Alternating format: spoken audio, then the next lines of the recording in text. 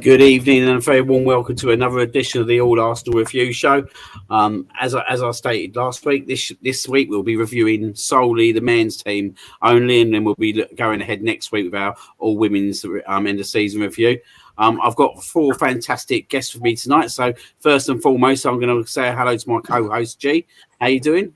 Did you have a good bank holiday weekend?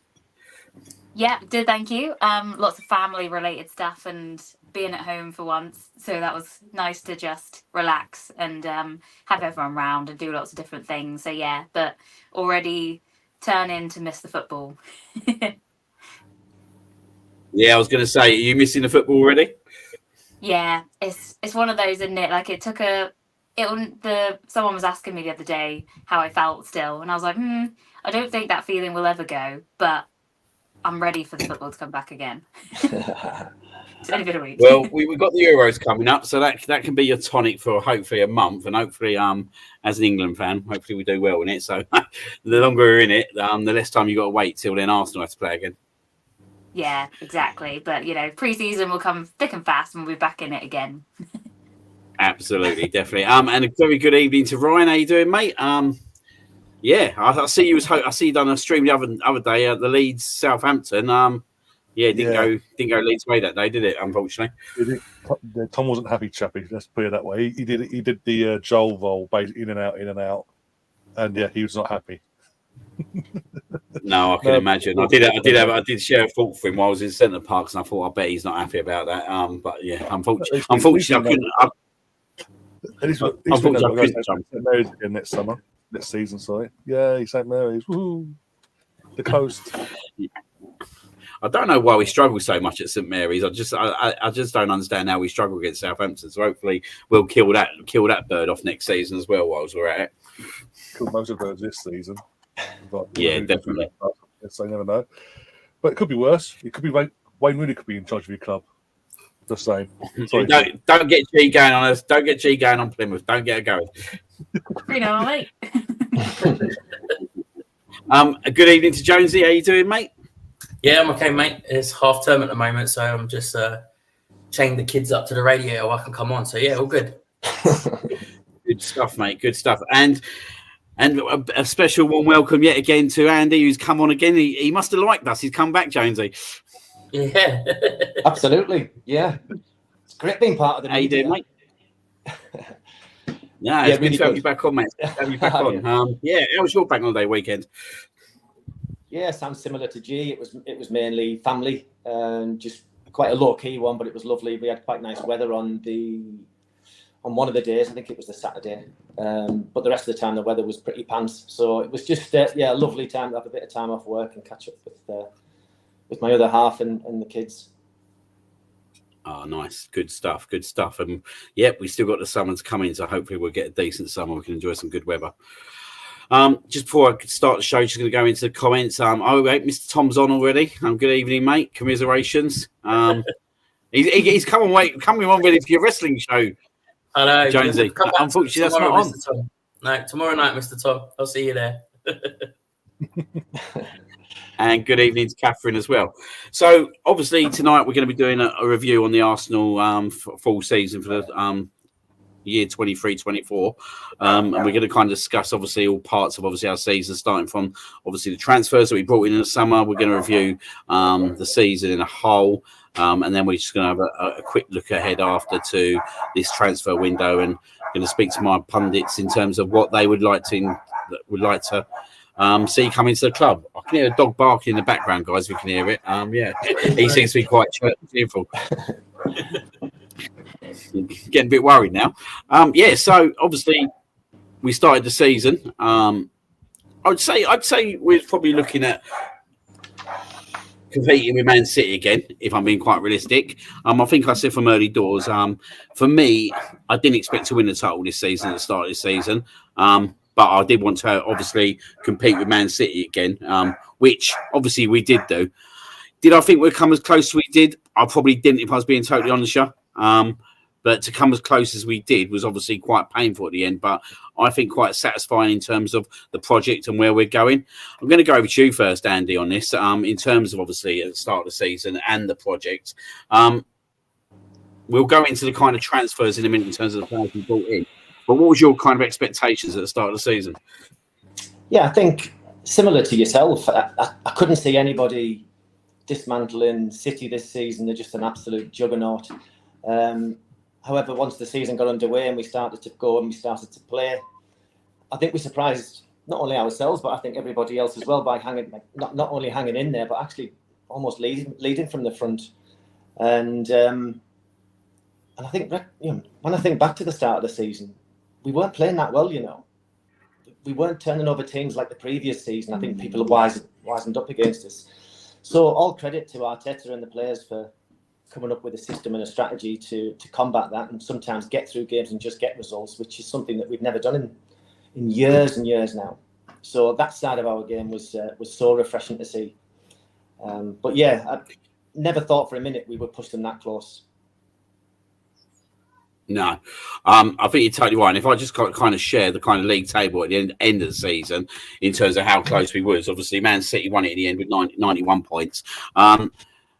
We was only 1 point short of obviously our record, which is obviously held in the invincible year of 2003, 2004, where we hit 90 points. We achieved 89. We was joint top goal scorers of the league, and we had the best defensive record as well. I'm going to go over to you, Jonesy, in terms of kind of the defensive record over the course of the season. Obviously, keeping Saliba and Gabriel fit for the strength of it kind of kept us intact, didn't it? And kept us in the league. Yeah, absolutely. We saw it at the back end of the season before, when we lost Saliba, and we literally crumbled, didn't we? But I mean, looking at that table, how can that not be winning a title? Do you know what I mean? That form is, that would win a title every other season. It just shows what we're up against at the moment. With 115 FC, it's just, I can look at it and you just think, you feel disappointed because you didn't do it, but how proud are you looking at that table and those results, the goals scored as well. We kept pace with them and they were worried, like they might give it all the big one with their crappy ass display they had the other week, their trophy parade. But they were rattled this season. You could see it. I think Pep was, kind of worried. Can you call it a trophy parade? It's a pitch. No, the pitch is like just there in the corner somewhere. There's a bigger queue at my Tesco's around the corner for that, mate. I'll tell you that. I'm not sure how much I'm breaking up, guys, but if I am, G, if you have to take over, take over. But I'm going to go over to you, G, on that as well, in terms of kind of being proud of obviously hitting the 89-point mark and just falling short in terms of the last game of the season, in terms of obviously Man City winning their last. I think they won they matched us, didn't they? From that draw at Man City that we had at the Etihad, they literally kind of matched us, but even done better than us in terms of obviously we lost that game to Aston Villa. Would you say the Aston Villa game was the killing point, or would you potentially look at earlier on in the season that cost us more?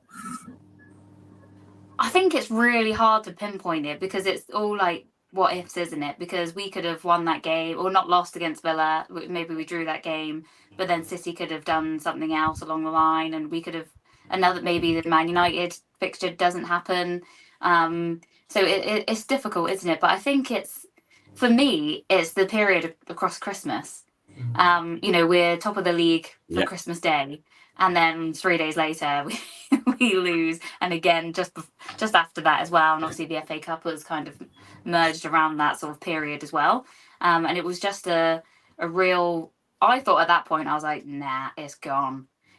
So yeah, I've said before that Villa game for me at that time with the I think it was the 88th minute. It's like you just don't lose that game, and you don't lose it by 2 goals as well. I think our heads just went in that moment, didn't it? But like you say, all you can do is be proud of. Obviously, the heartbreak is still there, and you don't really get an award for being second, do you? But I actually read earlier that it was something like 21 years out of 30 of the Premier League, for example, 89 points has been enough to win the title. Mm-hmm. And you think about all the goals scored, the least conceded, all of these things that we've got on our side as well, and we still don't win. It's just madness. So I think the realistic football fans, I've had a lot of conversations with people that aren't Arsenal fans in real life and have said, look, you were a different animal this year. You should be proud. There's none of the what you see online. Don't take that for gospel. It's and then it just sort of makes you feel proud of where we were. And like you said, more excited to go again next year because you could see the improvement and difference of last season to obviously the season that's just finished, couldn't you? And now hopefully that goes again and we go again. But yeah, just overall, just really proud of how it turned out. And I think just a little shout out to everyone that was in the ground that day as well, because we were all feeling it. And years before, people would have left. People would have kicked off about it, or maybe not booed, but the stadium after the final whistle went was just unreal, wasn't it? And it just makes you proud again that the people that are there, the right set of fans that are getting there, and we're all sort of clicking together again as one, which again is only a good thing for the future. Josie, I don't know what you also think about that point as well with the fans on the last day and how it all felt. Yeah, it was a strange one, wasn't it? Because I didn't happen to be in the ground. I was in the pub, so it was a strange old day. Like obviously, there's hope at the beginning, and then that I still shout that stupid woman who put up 2-2 on the bloody TV. I still need to have a word with her. But yeah, it was a strange old day. But at the end of it, it was like I remember when Liam come back to the pub, it was like you're feeling proud, but you're just like you've been slapped in the face. Do you know what I mean? You've done so well, but you've just been slapped in the face, sort of thing. So, but no, full props to the fans before the game as well. That video, I don't know if you guys have seen it, of coming down Highbury Hill, and you could hear North London Forever. It's literally all the way to nearly Finsbury Park. It was heard. It was absolutely outstanding from the fans. Yeah, definitely. I totally agree with you. I think when you start thinking about the season as a whole, and like what G said, I find, and I'm going to bring up a little stat in a minute, but I find it really hard to pinpoint down that the Aston Villa game, even though it was a determined game that cost us the title. When you look at the run that we went on, like we went on such an unbelievable run. At some game, at some point, there was going to be a game that didn't go our way, and I just think we got trapped. If I'm being totally honest, within the Champions League double affair with Bayern Munich, and Arteta tried to do what was right for the team on that day, and he did switch it around a little bit with Havertz going back into midfield and all that. But I just think that we got stuck in between them two games, and really that week cost us our season. When you start looking at the Bayern Munich, the Aston Villa, and the Bayern Munich game, and I think with a stronger squad, I think we've been able to counteract that a lot more.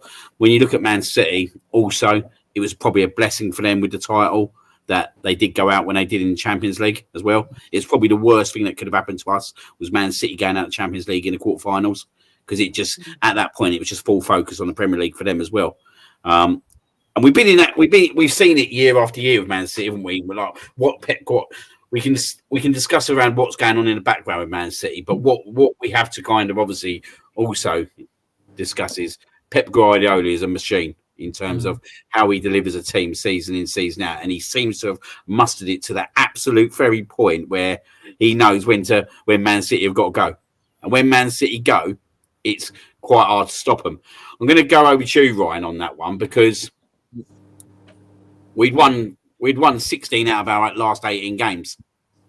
We've gone out the two games that we dropped. We discussed the Aston Villa game and obviously the Manchester City 0-0 draw. Did you, like a few people were obviously mumbling that we should have gone there and tried to beat them, but I don't necessarily think that we needed to go and beat them that day. I think what we needed to do that day was not lose to them. And yeah, if we had beaten them, we would have won the league, but I think it was quite an task, wasn't it, for us to go to Man City and go and beat them. It was, and this is the thing. I remember at the time after that game, because obviously I was doing the watch along with that game. I think it was a cup final as well on the same day for the our women's team. And me and Gary were watching it back and forth between the two, and I remember afterwards, everyone, even neutrals and the media, are saying what a great point, clean sheet as well. And people need to remember that we've gone to Man City year in, year out since 2015 and got absolutely demoralised, torn limb from limb. with ease. I mean, this, what was it? I'm trying to think now. It's the second full season when we went to there and we lost 5-0. And look at the defence he had then, and you compare. It's people just need to take into context that we're not. Our record against our rivals in terms of the title, we were 4 points out of 6 against both of them, and I think we had the best record against the so-called Big Six as well.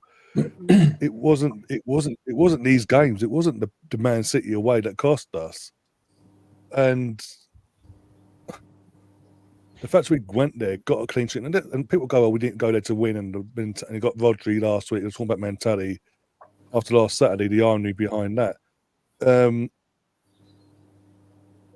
We went there to win, but it gets to a point in the game where you're away from home, the crowd's getting hyped, and there's the more you want to go for it in the later stages, the more gaps are going to open, and they're going to punish us because they've got the Haalands, they've got the Rodris and Fodens in form.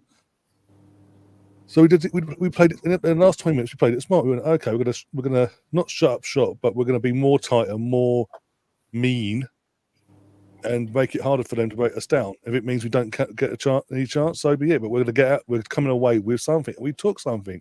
I mean, you're showing the record there from what was it? Coming back from Dubai.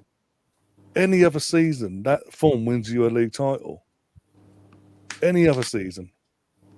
All this is going to show us really is that we need to put that form into a full season, and I think the reason why I think it was mentioned before we didn't look so good in the first half of the season was we had the Havertz situation, we had the David Raya and Ramsdale situation that was playing on the players' minds, the fans' minds.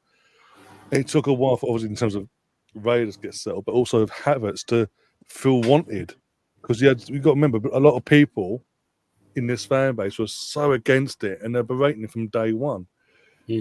And that's the first half of the season. And I think what's been alluded to is the Fulham away game and West Ham at home. They're the games really that honestly, they're the ones that cost us in the end. If you think about it logically, and also Newcastle away, the goal that should never have been given, and all that, them 3 games themselves.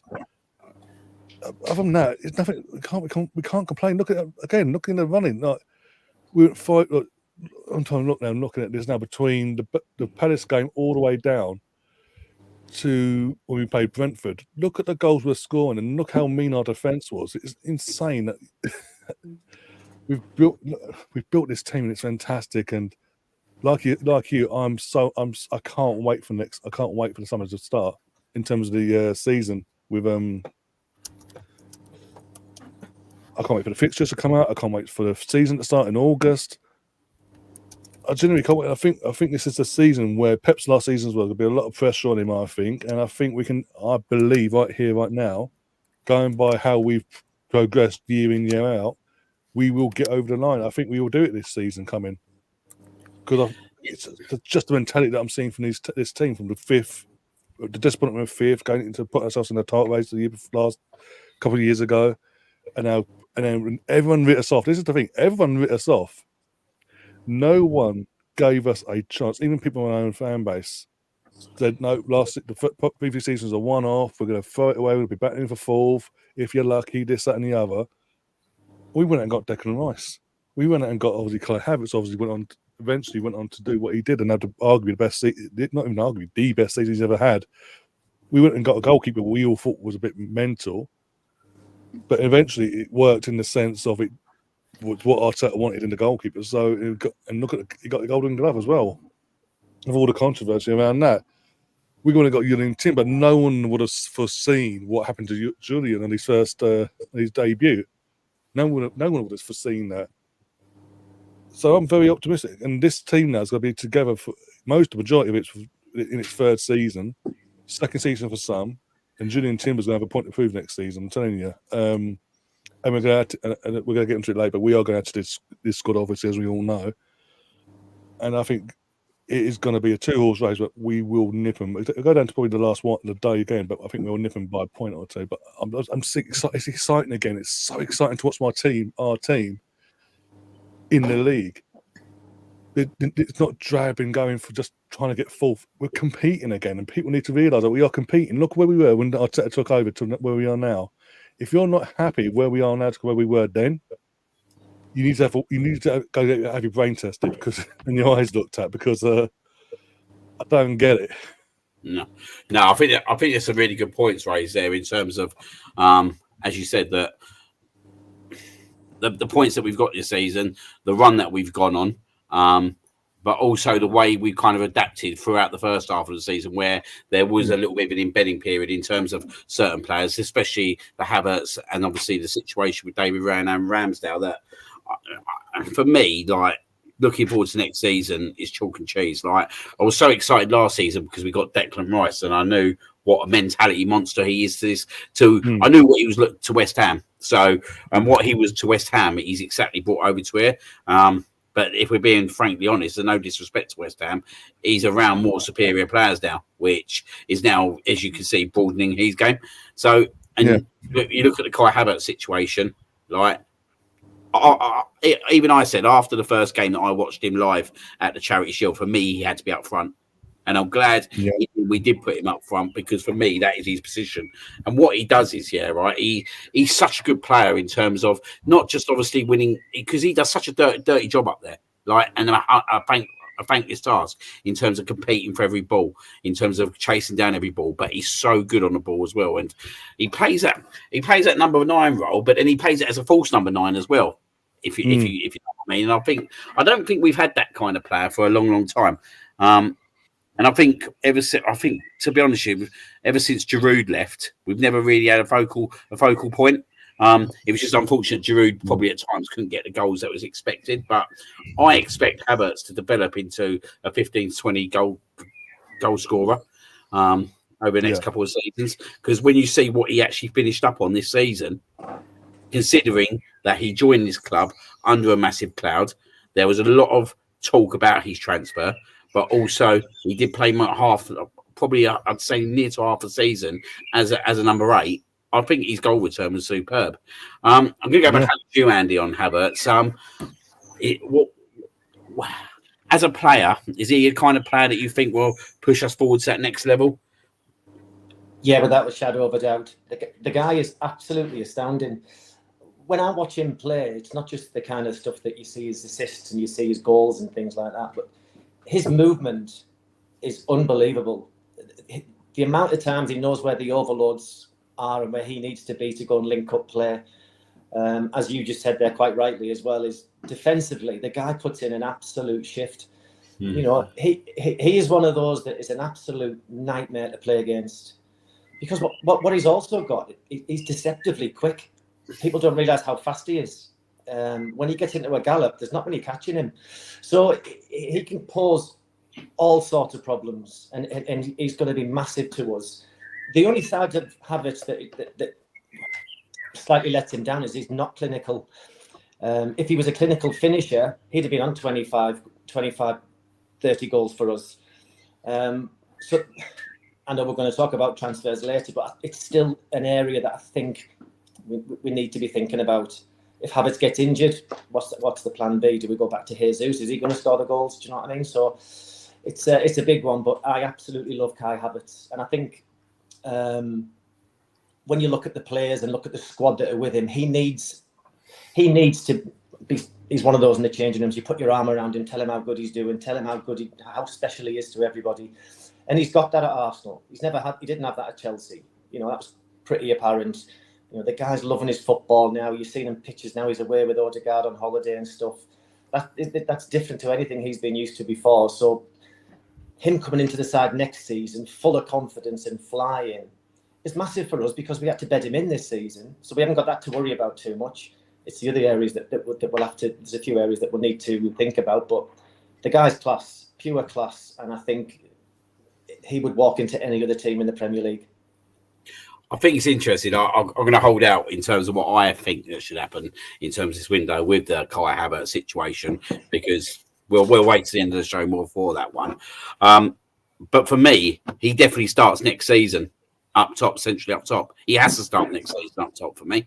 I think he's fully deserved that. And as you said, like, it's not just his attacking part of the game and what he does, it's defensively. Like, there's been games, right, I've been sitting next to someone, they've gone, oh, Havertz has to come off, and goes, Havertz is not coming off, because if you take him off, you weaken yourself from set pieces and corners. And Giroud was massive to that, wasn't he, when he was at Arsenal? Like, but this is what Arteta's built, and and if you look across the team now, we're very different to what we was 10 years ago, aren't we, in terms of stature, height, physicality. And I think it's definitely shown in our performances. And I think that he's, as we said, that he's definitely a player that's going to take us to the next level over the course of the next 3 to 4 years, definite. And he's only 24, 25, I believe. Is that correct? Yeah. I don't know about you, Andy, but he feels like he's been in the Premier League for years. I think I played against him in 1989. Yeah. But the thing is with Havertz as well, just to jump in there, but if you look at City, Liverpool and ourselves, out of them 3 teams, we're the ones that can actually play in so many different ways. We're probably the most direct team of the 3. If you look at how many times Ray will ping a ball into Havertz, especially in the air where he can go and make a nuisance of himself, then we get bodies around the ball and then we play from further up the pitch. Not many other teams have got that as an outlet, so it's another string to kind of Arteta's bow, and that's why it's a crucial cog in the engine. He's just he's a dream player, really is. Yeah. But the other players, I'm sure, absolutely adore what he does on the pitch for them. Yeah, I think you're right. He's definitely one of them players, isn't he, that everyone wants to play around. Yeah. And maybe there was a little bit of method in terms of Arteta planning him in that number 8 role to start with, in terms of just broadening his game before putting him up there. I do very much believe at times, and you might be able to kind of give us a bit more input on this, but with managers, I do believe that sometimes they put players in different positions to all round their game. Would you say that's quite a fair comment? Yeah, it is. Whether he's done that with Havertz, I don't know, because I'm not sure we're in a position where we can kind of gamble with him being in a different position to maybe get us through. I think in training sessions that they'll do lots of shadow play and that kind of thing, where that kind of side of it was where he'd bed into different positions. I think they were hoping that he would be able to offer in both positions, the 8 and the 9. The 8 didn't quite work out, but he's got that much intelligence, and he's got that. You mentioned before about the standard of the players around him. I'm pretty sure that now that he's got he's well bedded into the club, he could slot back into that role if it came to it. If we bought a centre forward, for instance, a 30 goaler, could he drop back into that position? I think he could, especially now that he's fully bedded into the squad. Yeah, definitely. It's a phenomenal option to have. Any other manager would have him. Pep would have him at City. Klopp would have had him at Liverpool.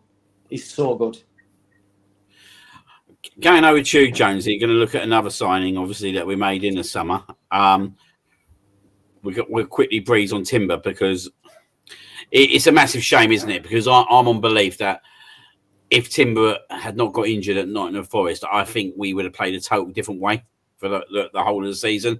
And I think one of the obstacles that Mikel Arteta had after the first few games was the loss of obviously himself and Thomas Partey, which kind of threw probably a lot of plans in terms of that starting period.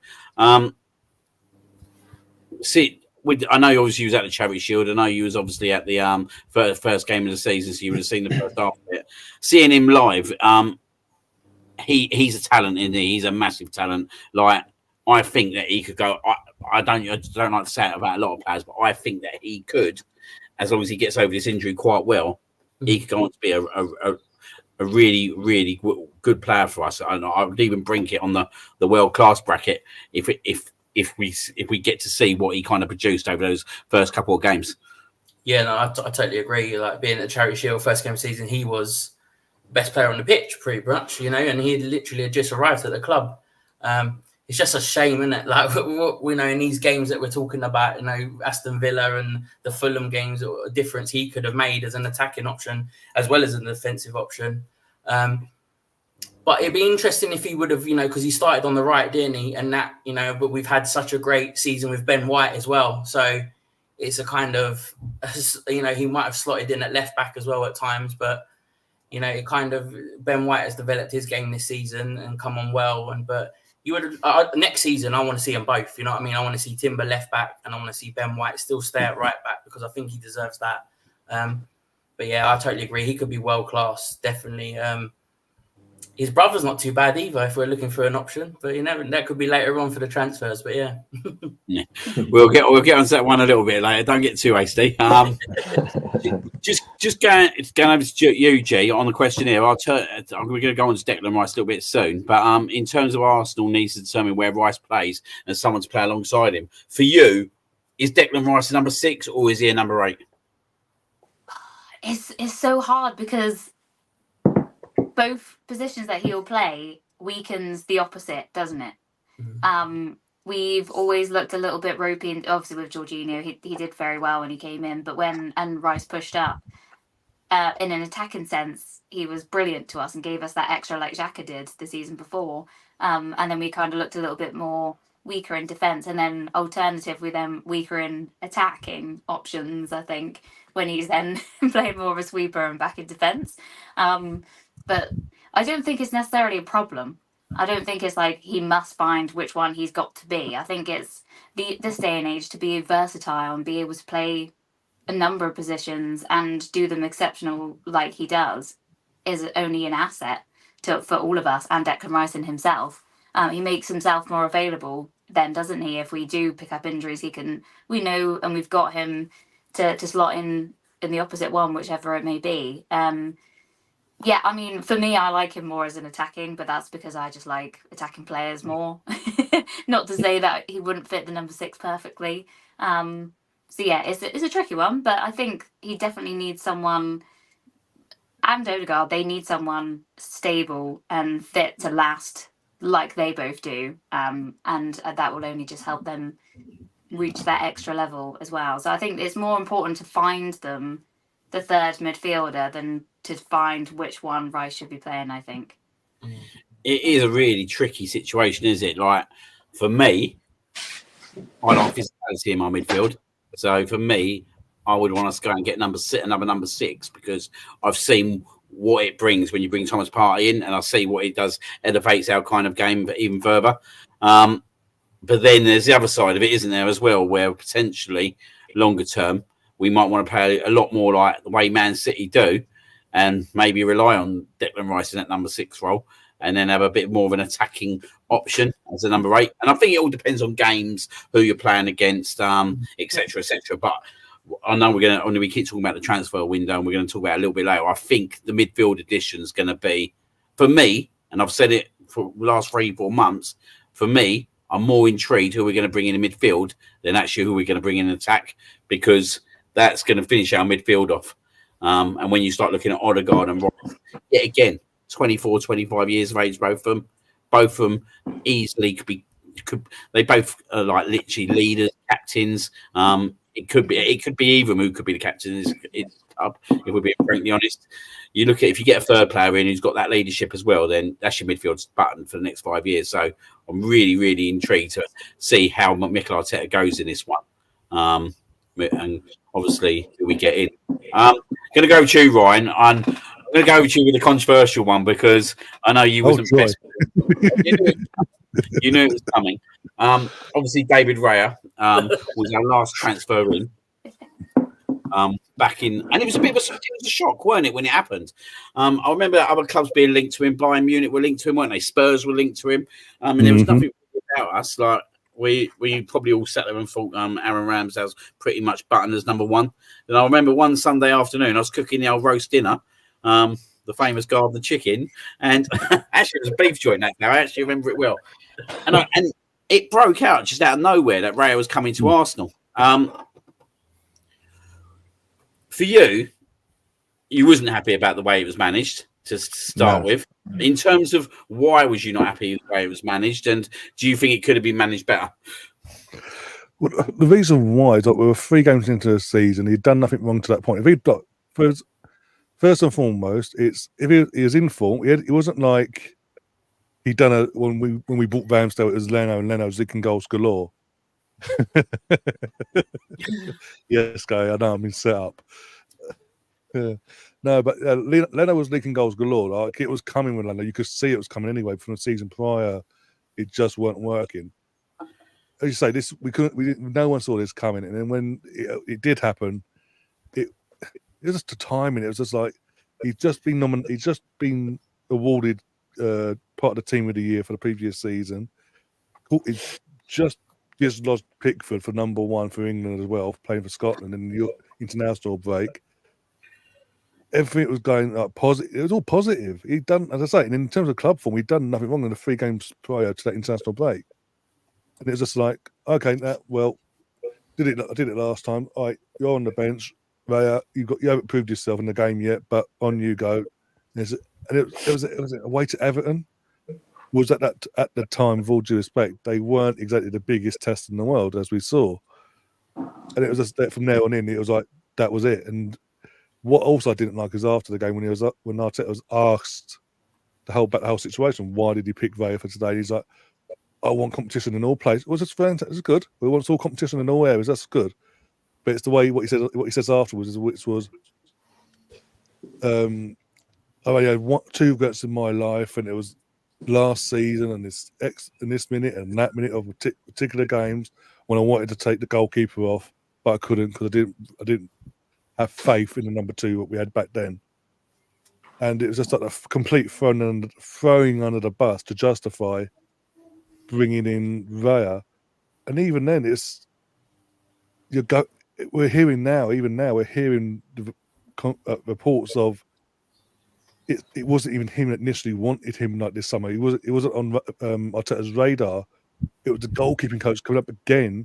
This is the same goalkeeping coach that recommended Runarsson to us because he'd worked with him before. And it's concerning. And I don't know what it is of Arteta and goalkeepers at Arsenal, but he doesn't stick long term. If he doesn't stick long term, or he doesn't do the right thing at the right time. It was for me. It was just it lacked class, the way it was done and the way things were worded at the time. And it's also the wording of certain games and one ball playing another. So it was given the hope that this Ray will be suited for this game, and Rams will be suited for that game. And it gave false hope as well. And then obviously his dad went on a certain podcast, and that made things worse. And it was, I've never warmed to him, and I know there was a lot of pressure on him, and at the time and all that, but he was still making mistakes. I remember beating that Man City game, and for that first half, my throat was in my mouth for most of that first half because he was holding onto the ball for so long, and he almost did what then Ramsdale did months later against Brentford, but he just got away with it that time. I remember Sevilla were 2-1 up, dying minutes of the game. He almost punched the ball in his own net. It's things like that. It's things like that with Raya. It concerns me still to this right now. Yes, he won a Golden Glove, but I don't. With Raya, the Golden Glove, I put it down to more the personnel in front of him: Saliba, Gabriel, Benjamin, Tomiyasu, and whoever else who plays at Kivior, right, and Declan in front of him. It's the security in front of him that's pretty much guaranteed him getting the amount of clean he has. It's not down to him, in my opinion, because when it comes to shot stopping, he's no more better than what Ramsdale is. The only difference between the two is that Raya's better with his feet, which is obviously what Arteta wants. And I've said all season, I'm all for upgrades and this, that, and the other. When it comes to goalkeeping, it needs to be pretty much at this point, world-class upgrade. Like he's on the level of Alisson or Ederson, respectively. It can't be pretty much like barring one being better with their feet. For me, I think there's some interesting points there. I think in terms of the way it was brought, the way it was handled, I do agree. I do think it could have been handled better. I do think there could have been a little bit more flexibility. In my personal opinion at the time, I think Ramsdale should have been given the Champions League games. In my personal opinion, I think that aggravated me as well. By the way, that really aggravated me because it was Ramsdale was the reason, part of the reason why we're back in Champions League. Yeah. What I would say, he deserved them nights out away and all that. So, what I would say, and yet again, I think it was the way it was managed. I think I know, right? Like I remember the Man City game, but I actually thought Matt that after he got over that first half, I thought he ended the second half pretty strongly, and it was quite amazing that he finished that second half strongly because that first 15, 20 minutes was probably one of the scariest performances I've seen in terms of obviously a goalkeeper being under pressure. And I think the whole situation did put Raya under a lot of pressure, and I don't think we see the true David Raya at that starting point because the scrutiny that it was brought under in terms of the whole media jumped on it. Which obviously they were going to jump on it. This is Arsenal, as Micah Richards says. Everyone jumps in, and everyone did jump in. I think in terms of when Ramsdale did come in the Brentford game and in the West Ham game in the Carling Cup, he didn't help himself whatsoever. There was some scary moments even when he come back in. So it seemed that the pressure had got to him in terms of the scrutiny as well. But I do think David Raya has finished the season pretty strongly, and I think he's definitely part of the team. Now, I think what the interesting part here for me is you've mentioned Bernd Leno. Bernd Leno and Aaron Ramsdale got dropped exactly the same time. Yep. They got dropped after the third game before going into the international break. I see exactly the same situation happening as Bernd Leno. Bernd Leno had his game against Aston Villa, didn't he? Do you remember? We remember that game where really good. Yeah. Ramsdale had his game against Brentford, and they're both going to leave at the summer. So Bernd Leno left in the summer. Ramsdale's definitely leaving this summer, and I think we just bring in a normal number 2. Now, I think what the difference is now is is that and we could go down the same situation again if Raya's performance deteriorate. I think it's all down to Raya now this next season, that he needs to perform well because he's not going to have probably the goalkeeping competition as he probably would have had with Ramsdale. A bit like Ramsdale wouldn't have had it with Leno in terms of Matt Turner. I think we just bring in a number 2 now. But I think this is a season where I don't think last season he was totally happy with Ramsdale's performances. I think he pinpointed certain games out. I think the comment around the lack of concentration on the Ian Wright podcast didn't help him whatsoever. And I think that would have raised massive doubts. We all loved his shithousery. Let's not get it wrong. We all loved it. But at the end of the day, even though you love your goalkeeper doing that, with Arteta the way he wants to play and the style he wants to play, does he want his defence worried about what his goalkeeper's doing behind with the fans and all that kind of stuff? Maybe that came to play. But also, I do think as well, I don't think in the summer, in our pre-season tournament in America, he done himself any justice there. And I think it was an opportunity signing this one. I do really think that. Totally agree. I don't think Arteta had an ambition at that point at the end of last season to make that signing. But when it come available, I think that he just went for it. And he kind of made his decision there and then, basically, didn't he, what he was going to do. I think he knew what he was going to do. I think he knew he was going to go down the Bernd Leno route. I'll play the first 3 games. I'll see out the first 3 games because it's important that I don't dislodge the team. Because he's already been in a situation once before where he lost his first 3 games of the season. Last thing he wanted to do was chuck Raya in the first game, and we start losing. So I think he already made his decision before the start of the season, but he'd already made his decision exactly where he was going to start him. I'm going to bring you in on Andy on this one. What is your kind of thoughts around it in terms of the Ramsdale Raya situation, and do you think it was handled correctly? I think when I go back to the whole saga unfolding, I was a bit disappointed in the club, I'll be honest, because we are known for our class and how we kind of go about our business. And so the way he came in was under a cloud, and I felt a bit sorry for Ramsdale. I also felt sorry for David Raya through no fault of his own. He's coming in and everyone's scratching their heads. Everyone loves Ramsdale. Ultimately, we have a manager in place. He knows what he wants, and ultimately, he wanted Ramsdale moved aside, and he wanted Raya. And Ramsdale didn't help himself. Let's be honest. You've just touched on it there. There was times when he spoke about in the interview that he'll switch off, have a bit of banter with the crowd. There was the previous season, a few early goals went in. One of them in particular, he was way out of position. So you wonder, is he switched on 100% from the start? If he isn't, that's not an Arteta player. He wants full commitment. It doesn't want no noise surrounding players. And there was a little bit surrounding Ramsdale. And ultimately, I'm really happy with Raya. And I think you'll see an even better keeper now that he's got this season under his belt. I think Ramsdale will move in the summer, which is fair enough. You know, good luck to the kid, but we'll bring in the number 2. But I think ultimately David Raya has kind of proved, you said yourself, towards the end of the season, he's been phenomenal. His distribution's great. Yeah, keepers are always going to make the odd fumble and the odd mistake, and because it's a keeper, it's always glaring. But he's not frightened. He's quite happy to take on board. You know, when he gave the goal against Spurs, a lot of players could have capitulated there. They could have went to pieces, but he didn't. You know, he stayed above it, finished the game off, finished it strong.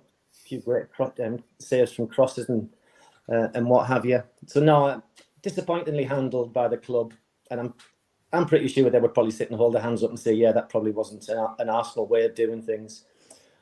But it is for the better of the team. I fully believe that. Yeah, definitely. I'm going to go straight back over to you now because I'm going to go into to discuss around Declan Rice. Yep. Obviously, there are loads of talk about it at the back end of last season that we was interested. A lot of people believed at that point Man City would eventually go and get him.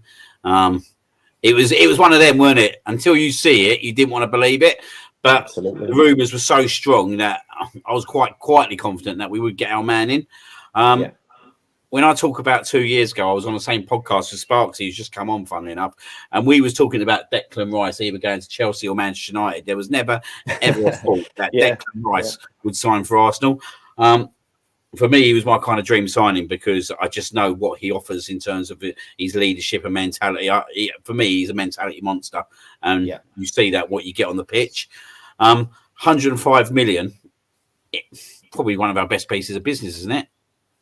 Unbelievable. I mean, I think that said it all, in as much as that throughout as the season progressed, nobody even mentioned how much he cost.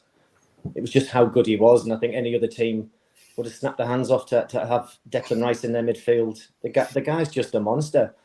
I know there's been stuff on social media this week joking about him getting the call in the horse. You can see why, man. His energy levels are incredible. His passing is superb. He can break up play. He can head a ball. The lad's got the lot. He really has.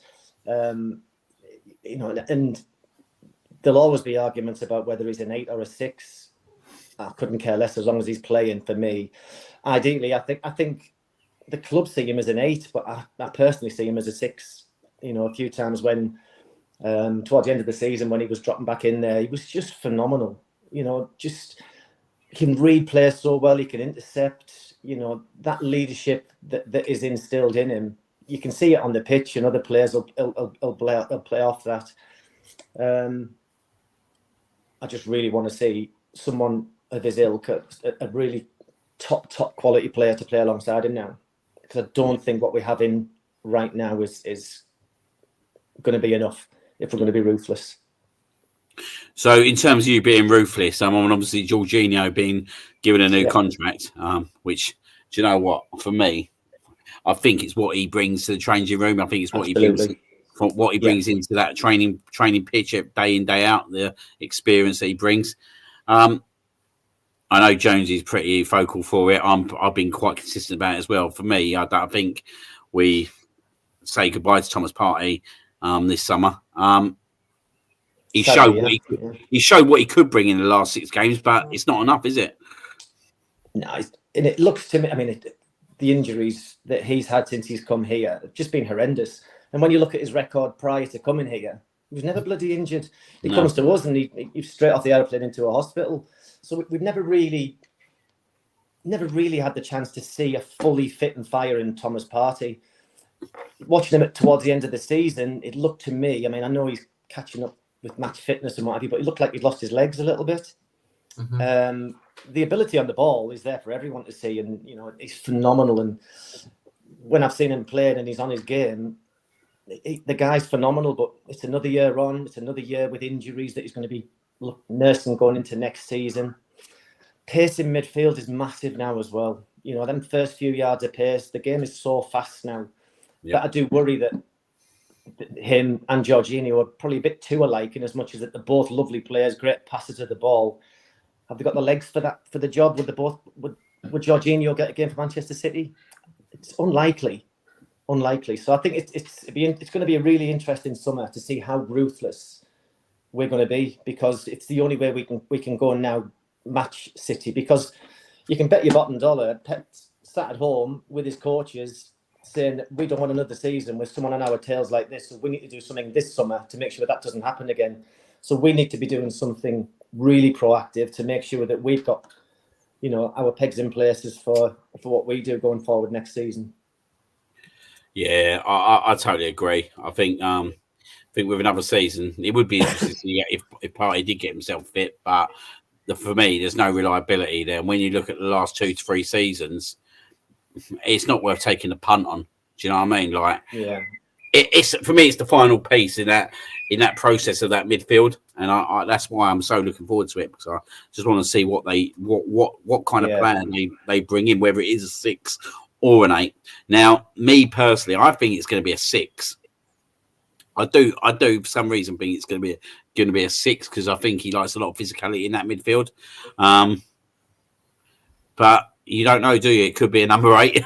It could be someone it could be someone that we're unsure of. To be honest, I think with losing Thomas Partey, we could probably do two centre midfielders.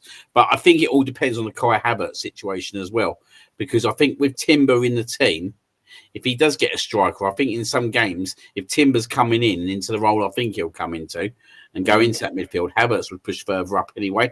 So, yeah, I think there's so many different ways Arteta can play, and you just can't second guess what Arteta's thinking, because I don't think no one at the start of the season, when he brought Timber in, thought he'd play him left back.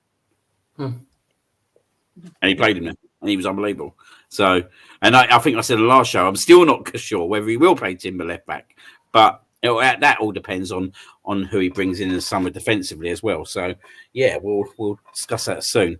I'm going to go with you, Jonesy. I see a little stat up today. I was going to share on my screen. Let me just grab it up a minute. In terms of like average ratings, in terms of kind of players.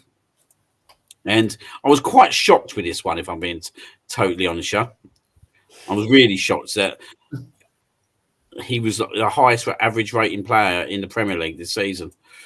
Sorry, I've totally lost my thing here. Just give me one sec. Here we go.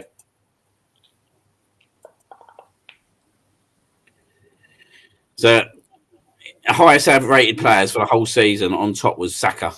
With a rating of 7.67. Rodri comes second with 7.62.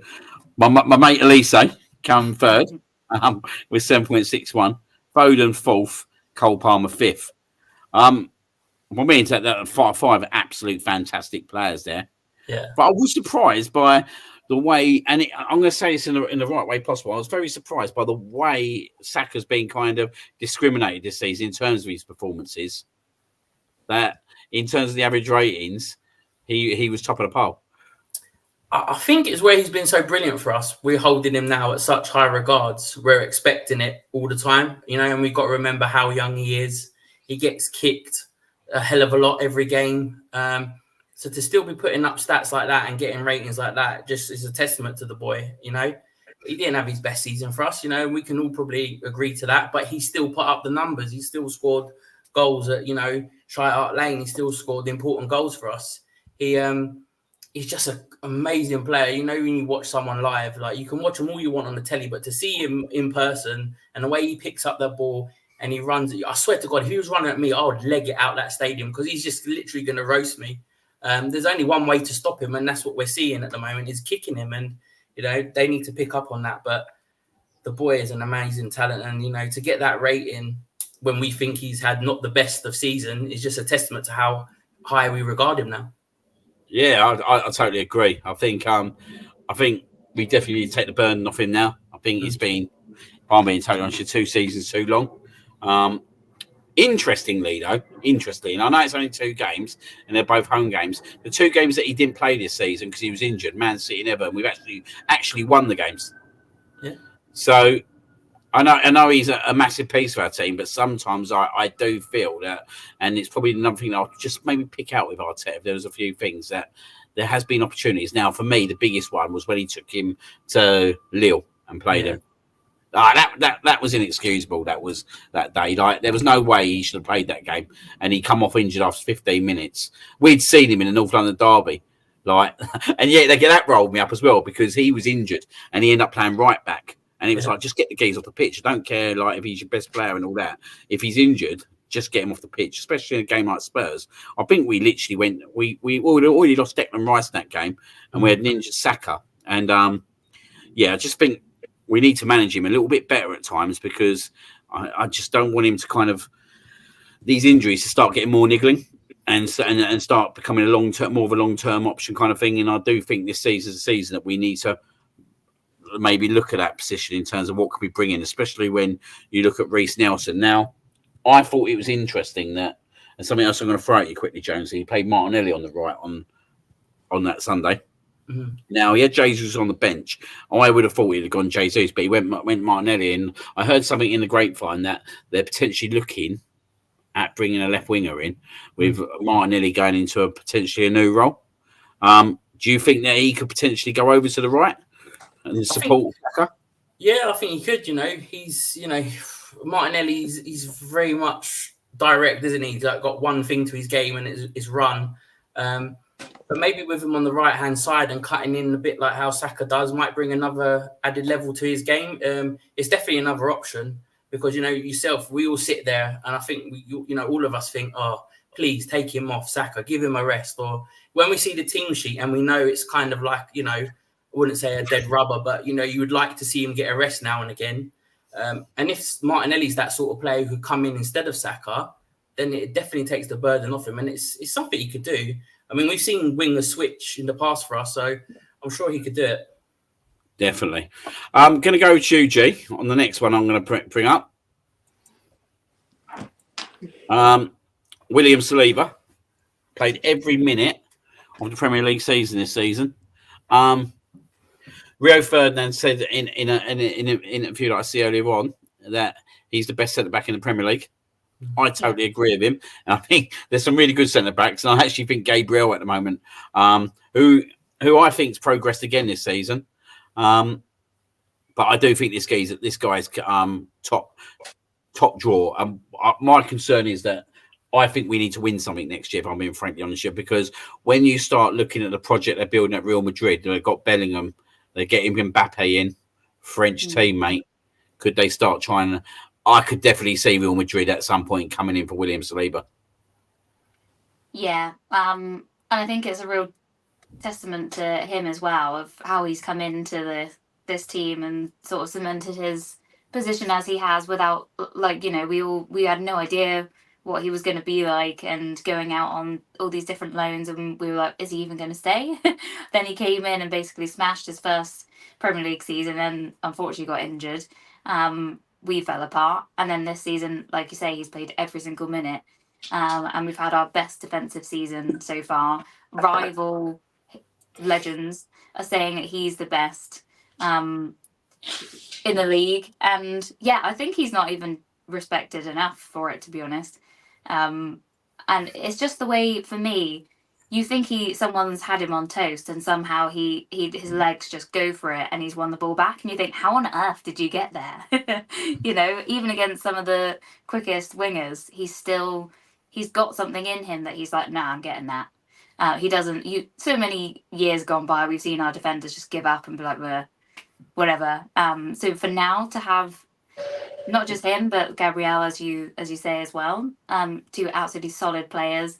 They've got each other's backs as well, don't they? And I think that's a real thing to have. They're not just like, well, that's your mistake and that's for your side to deal with. They've both got each other. So he can still make mistakes, of course, because he is still very young. But yeah, like you say, it's got to be... We've got to do something, I think, because that's what happens. Footballers have short careers, don't they, at the end of the day? And no matter what, if they supported the club when they were younger or not, overall they want to be winning trophies. And I think as well, he isn't even really in the conversation for the France starting lineup, is he? Which is crazy. So that could also be a factor. I know he's in the squad, but they always say there's rumours that he isn't liked too much within the managerial side. So maybe that's a factor. But yeah, I mean, for once, it's amazing to be able to rely on your defenders and not have to worry about them. That's for sure. Yeah, he's an incredible player who, for me, is nowhere near his kind of peak yet. Like, I think the closest that I can say that I've seen to a player like him in the Premier League is probably Rio Ferdinand. I just think he's got that composure, he's got that kind of stature, and it's scary to the levels that I think he can get to. And I think with him and Gabriel, with this partnership, it's only getting better. I think it's an interesting one, isn't it? Because when we got Ben White in, everyone thought he was a centre back, pushed him to right back, and we'll talk about him a little bit later. But when you start looking at that back four, like the age of it, like I think Ben White's the oldest at 26, and you look at that and you think, well, that's another 4 or 5 years at the minimum that defence could potentially play for. And I know we'll talk about the great 89 team and Andy, and that was built on a defence that started very young together, didn't it? In terms of Adams, Dixon, Winterburn, Steve Bold, they were brought in at a certain age, and they just progressed up. And I see exactly the same kind of stature in terms of how we're building that defence to how we built it back in the late 80s, going into the 90s. And I just hope we can keep this guy for at least another 3-4 years. I think it's going to be, I think out of any player in this team at the moment, he's going to be the tough one to kind of keep at the club. And probably the quicker we do get some success, the more at ease I am that we can keep him at the club. But I do think that you are gonna find the Real Madrid's knocking on the door at some point. Yeah. Gonna go on to my next one now. I'm gonna go to you on this one, Ryan. 29, and it's literally talking about defence, guys. What we just kind of talked about. 29 goals conceded, our best record in 20 years. I mean, it's phenomenal to think that. You just said Saliba, for example. Obviously, Gabriel was at a 2 seasons more than Saliba. Was it the season before Saliba came back? Either way, this is the second season of this defence, this back line, in terms of at least 3 of the back 4. Obviously, Timber being out, we still had Tomiyasu and all that. But even with all the disruptions on the left-hand side of things, it's like to have that record with that disruption of not having your first choice fullback on the left-hand side all season until the last game of the season is. It's testament to what Arteta's doing, but also the players individually themselves, that they've come in at a young age and just clicked and gelled, and they know each other in sync, no matter be the centre backs themselves or Ben at right back, or be it Kivior or Tomiyasu at left back. They all cover themselves. They work as a team, and it's a genuine unit that, like you mentioned, we haven't had really since 20 years ago, as I say, 20 years ago, when we had Kolo, Sol, Ashley, Ryan, and then before that, obviously, as you mentioned, the George Graham defence of Baldy, Tony, Keown, Winterburn, and Dixon. We haven't. This is such a young backline that, as you say, they could go on. This could go on for 3 or 4 or 5 more years if we can get it right in terms of silverware as well. And it should be, rivals should be scared at the fact that this is their second season and we've already broke a 20-year record. About what we can do next season, this defence. It should be as I say, it should be scaring the life out of these rivals, because go from what we had with Mustafi, Kolasinac and all that, like. So again, I'm so happy to have this conversation, to have this team, have this defence that we sit in, no matter who we play, be it Man City, Liverpool away, and we have faith in our back line. We know 9 times out of 10 they're not going to make a mistake, and if they do, and one doesn't have a little slip up, they're covered anyway. And Saliba himself, what was he, 22, 23? Give or take. After everything, he's obviously, since he signed for us, when he initially signed for us 4 or 5 years ago, when Naomi was here, he obviously went back up to Saint Etienne and COVID, and he lost both his parents. I think he's had to go through that mentally, and then the loan spells and all that. And we all thought at one point in his last loan spell, this was it. Arteta just didn't like him. He's just took the lead. I remember that first game against Palace away. He's on his debut, and he got man of the match, and he was phenomenal. He has not looked. He's just not looked out of place. He's took to the league like a duck to water, and it's so great to have a player like that. And yeah, I think like people say, we do need to start winning silverware, or the big guns of Real Madrid's are going to come calling. Yeah, no, I think it's the process, isn't it, of the defence? It's literally, and I think what we're seeing from them, I think we're exceeding what we expected from them at this point. I expected them to gel well, but what I didn't expect was for like the consistency of the performances. I'm going to go over to you, Andy, on this one, and I think Ryan, you come up with a good point that we went to Anfield this year and we got a point again. We went to Man City. We didn't concede to Man City in the Premier League this year. No. We went to Tottenham, and I'm going to bring all these games up because there's a point to this. We went to Tottenham, and we had a bit of a shock of the last 30 minutes, and I think the goalkeeping mistake kind of caused that bit of unease. But we went to a rival's ground again and won. We played Chelsea, who are seen as a big rival to us. We took them off the pitch, and I always feel with Arsenal, we've got more rivals than anyone else. Like you look at Man City and you think exactly who are really their rivals. And you probably look at it and you probably go, well, maybe Arsenal now because obviously we're competing with them. Manchester United, but it's the most weirdest rivalry ever. I think. It's a weird rivalry because Man United are not really their main rivals. Liverpool is, and obviously Liverpool because obviously they've competed against them the last 5 years, but they seem to like each other. I look at Arsenal as well. Yeah, but I do. I look at Arsenal and I think we seem to have a rival every week. We seem to like West Ham want to be our rivals. With Chelsea want to be our rivals. Tottenham want to be our rivals. Man United want to be our rivals. Man City want to be our rivals. Liverpool want to be our rivals. Newcastle want to be our rivals. Even Aston Villa want to be our rivals. So that's the other part in terms of this season that we've had to go into games with a lot of teams really, and especially fan bases really wanting to beat us. Where I don't feel the same as if I can say with Man City. Yeah, I think that's massive credit there to the manager and the coaching staff.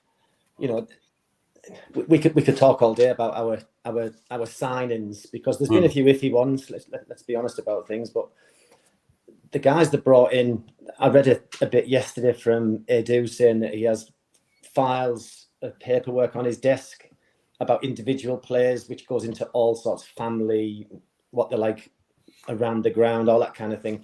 So the homework pays off because ultimately he's bringing in your Declan Rices, your Salibas, the mentality monsters, Gabriel.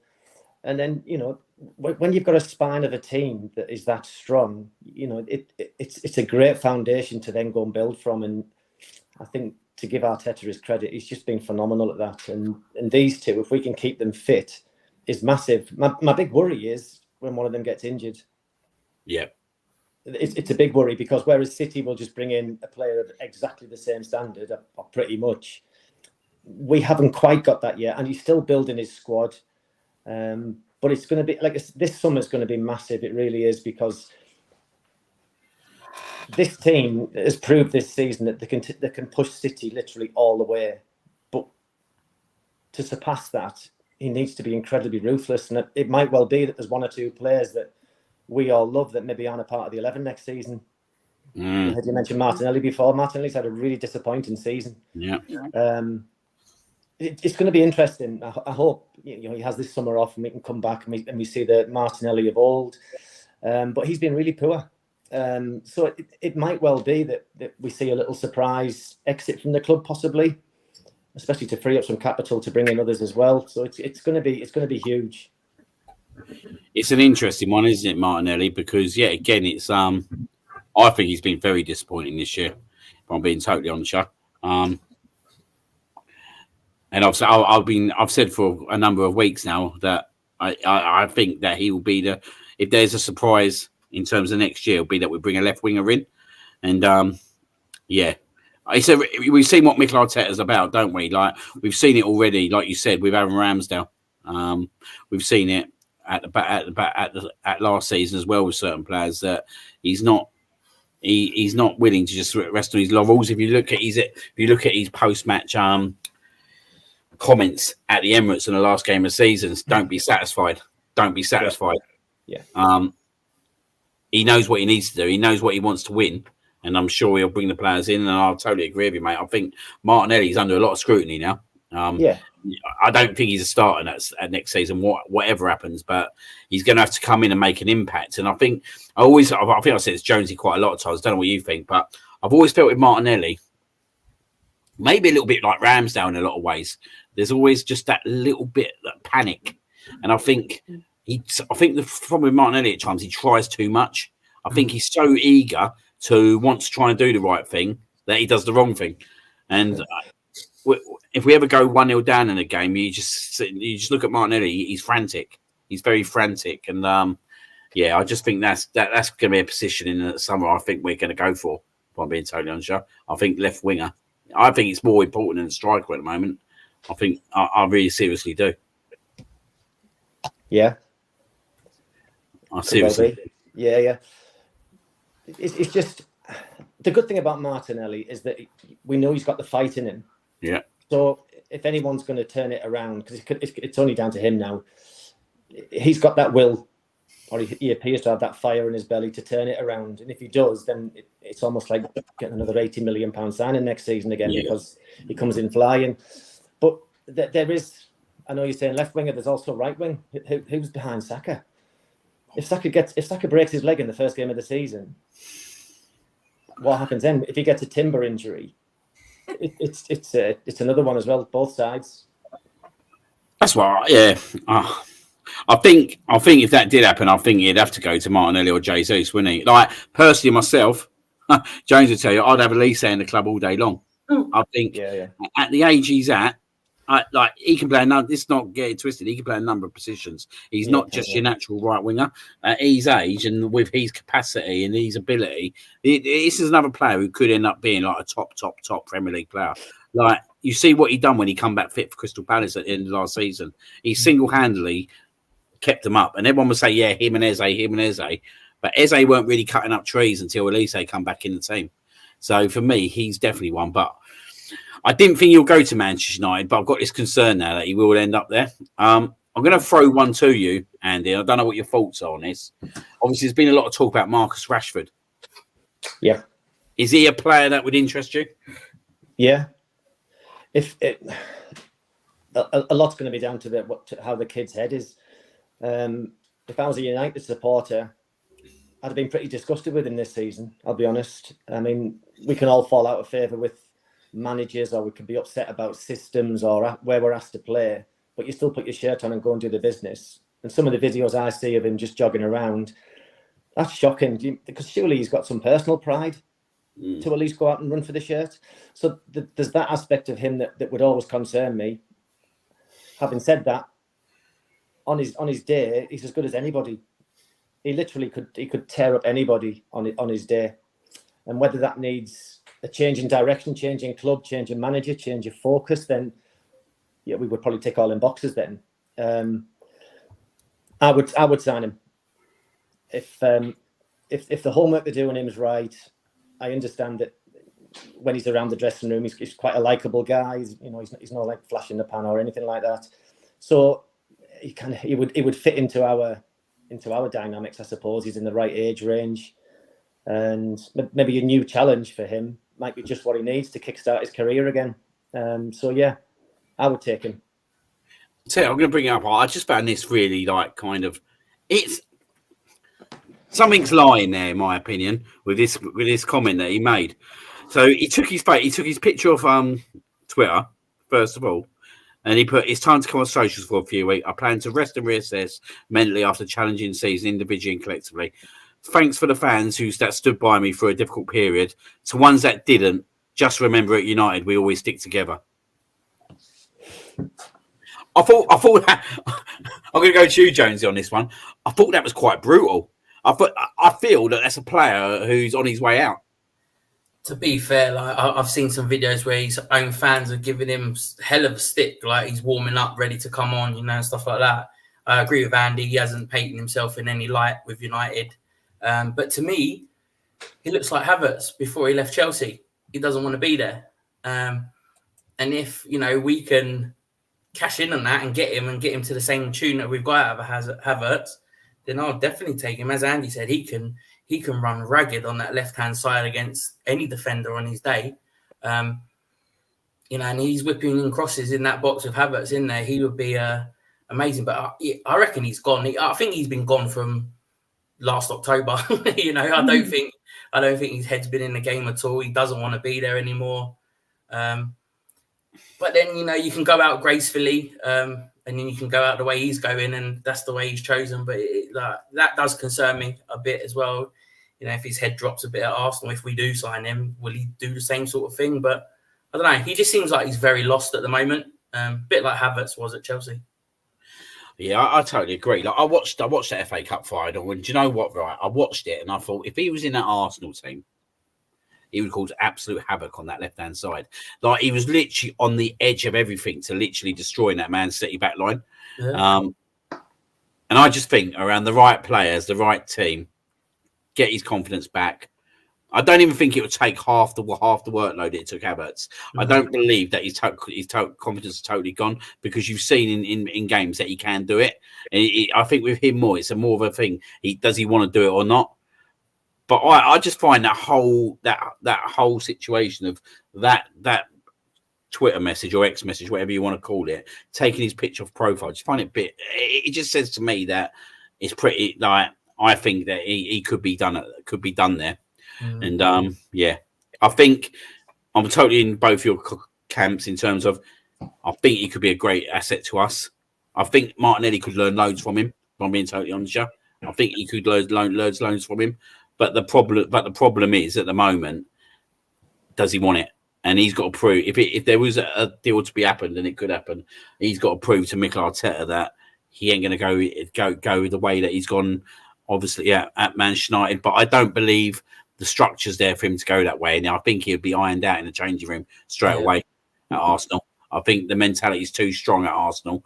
When you've got players like Declan Rice, Martin Odegaard in your midfield, they're and leading by example, it'd get dug out and spat out straight away. So I don't think that would concern me, if I'm being totally honest. I think we do need to get him at the right price. For me, at the moment, right price would be between 40 to 60 million. I wouldn't pay no more for him, because I don't think he reflects that in terms of his performances. But I think it helps as well that he's probably not in the England squad, so he's going to be refreshed for the whole summer. So if there was a transfer to happen, he's not burned out, he's not tired. So I think with that one, it's a bit of a watch this space. And I think also just to add to that, I think also just the change of scenery, I think, is needed for Marcus in his career. I know he's a obviously Man United fan, lad, come from the academy and all that.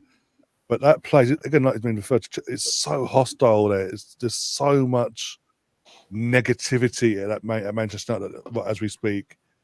We still don't know if Ten Hag will be sacked or not any day now, even though he just won an FA Cup, second trophy in 2 seasons. You've got certain players trying to do player power stuff. I think he just needs to change the scene, and he needs to come to if he does leave, come to somewhere like Arsenal where it's a feel-good factor, not just in the dressing room, but the fan base. Everyone's singing the same hymn sheet. Everyone wants to push towards actually winning trophies, and not just the odd one cup here or there, whatever. Actually compete for the title. He's 26, 27, 28. He's not got many years left. He's got to be realistic. As much of a Man United fan as he is, can he honestly sit there or stand there and say that things will change at United drastically, that he'll be able to win a title with his boyhood club?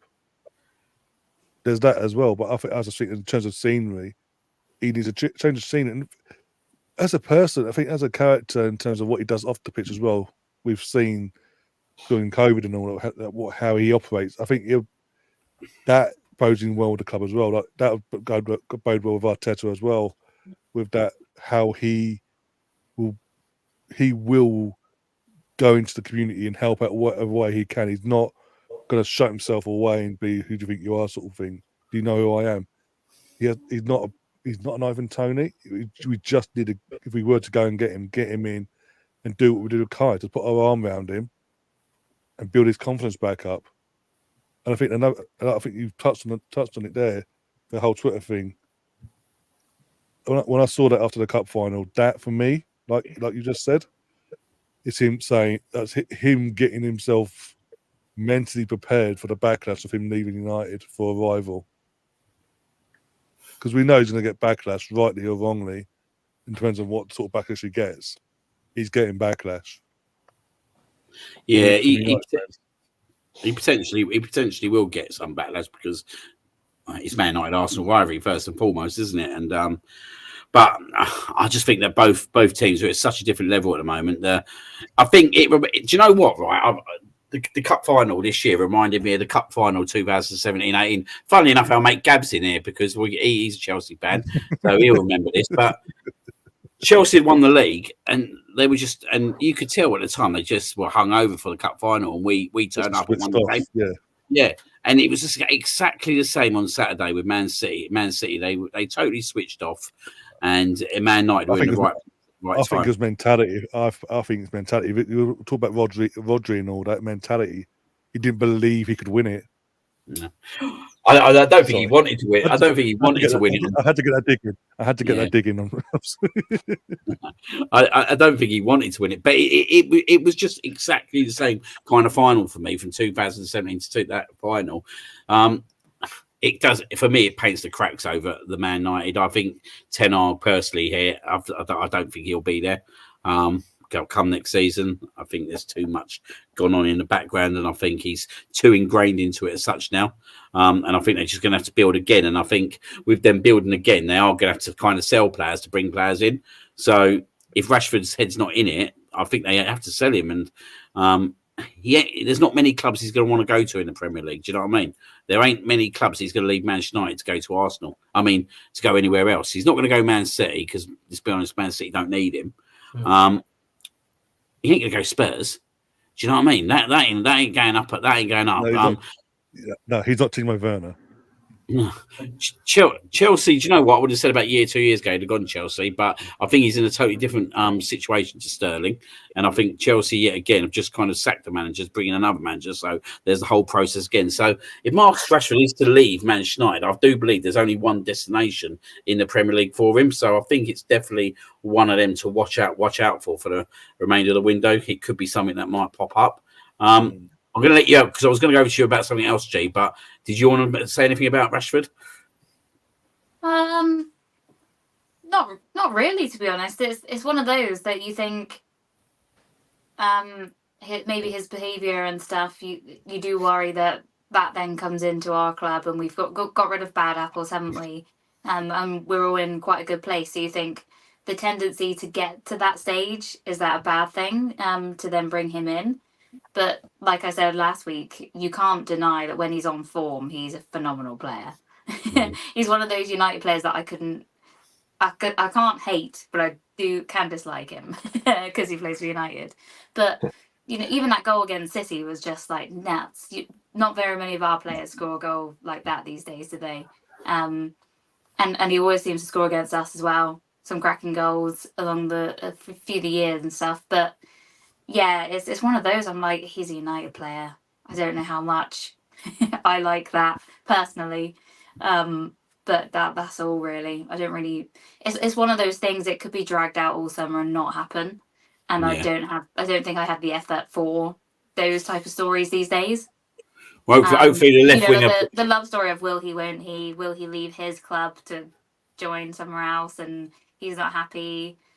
Yeah, it's one of those that kind of I like to put to the back of my mind. And if it happens, and he turns into the player that we know he can be, it'll be a phenomenal signing, wouldn't it? But yeah, it's one of those. Definitely. Right, going to go into the last part. Well, I was on the transfer, and I'm going to go to each of you, and then I'm going to do my three at the end in terms of what I would like to see. But if you have 3 transfers that you'd like to see come into the club this summer, and they've got to be realistic because, as I said before, we dream the dream of Mbappe, but he is going to Real Madrid, sadly. I'm going to go to you first, G. What would be your 3 transfers that you'd like to see come in, and what positions? Yeah, so I'm thinking I'm with you on the Elise vibe. Yeah, 100%. And then I'm going for centre mid, when we were talking about it last week as well, De Jong from Barcelona. I think there's been a few times that we've been linked with him previously as well, even before he went to Barcelona. So that possibility would be pretty sturdy in the midfield for me. And striker may not be everyone's first choice or whatever, but I'll take Ollie Watkins. I think he's obviously, minus the fact that he said openly he's an Arsenal fan, but that aside, but what he's done this season and how much he's grown, taken obviously the golden boot to Erling Haaland, which in itself is amazing. But I just think he's upped his game so much this season for Villa, in terms of everything. And I just think he's a really good player. You don't, in my opinion, you don't always have to look abroad to find these names and get this. I don't think there's an Erling Haaland out there for us to get as a striker anymore. So yeah, I take Ollie Watkins. Sorry, I had to laugh at Gav. He wants to tell us he's trash. Right. Couldn't even Thanks, get but rid no. of them themselves. Thanks, but no thanks. I'm going to throw one grenade back at you. Obviously, and I'm throwing it back every single time. Ollie Watkins probably going to cost at least 80 to 100 million minimum. 28 years of age. Yeah. Does it fit the Arsenal profile? Probably not, to be fair. It's just how I've liked watching him play this season. But yeah, I mean, let's be real though. Anyone that you want to have as your starting striker is going to cost something stupid these days. Obviously, they're going to add like the English tax type of thing onto it, but I just think Premier League proven, that goes a long way in my mind, rather than trying to find someone to try, like we said before, come over, try and fit in. Other signings from abroad haven't really worked, and basically stay on the bench most of the time. So that's the only reason why I think that. And like you said as well, to have Havertz, and we don't necessarily, maybe not the area we need to get someone in. But if I was going to go for anyone, I'd pick him. And if you had one player that you would kind of sell, who would that one player be? Nketiah. He didn't get you. It has to be, like, come on. Any surprise ones? I don't know, maybe on the Martinelli vibe, but you guys know that I'm not a huge fan anyway, so maybe that's just bias saying it.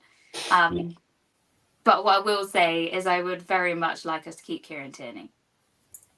Yeah, I sadly don't think that one's going to happen. And it is quite sad, isn't it? Because, pardon? There's rumours of a new contract for Tierney. Is there? Rumours this week, yeah. Just The rumours. thing is, nothing he's a like- better option than Zinchenko in all aspects. If he can't do this, I hate the inverted thing. Yep. It kills me.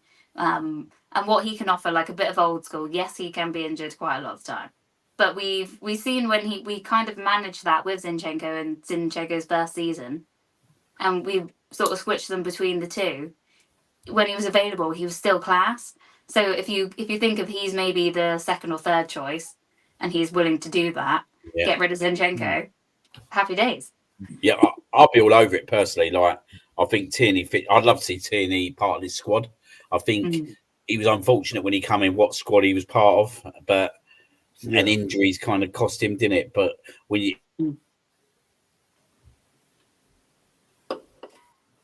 he's got passion, Has he got stuff? and he's got commitment.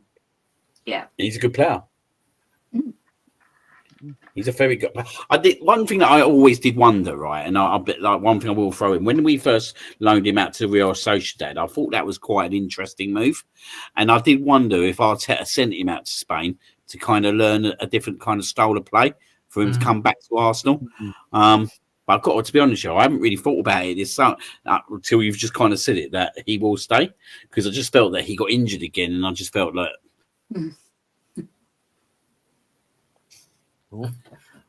Yeah, again, I don't think that you're going to find many better left backs, but stay fit, isn't it? That's the problem.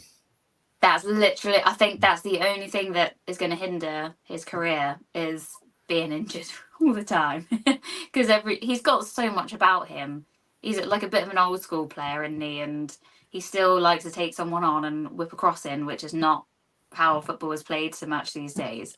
But yeah, that's just again me being biased because I love him. But I think when you look at him and Zinchenko, I take Tierney every single day of the week.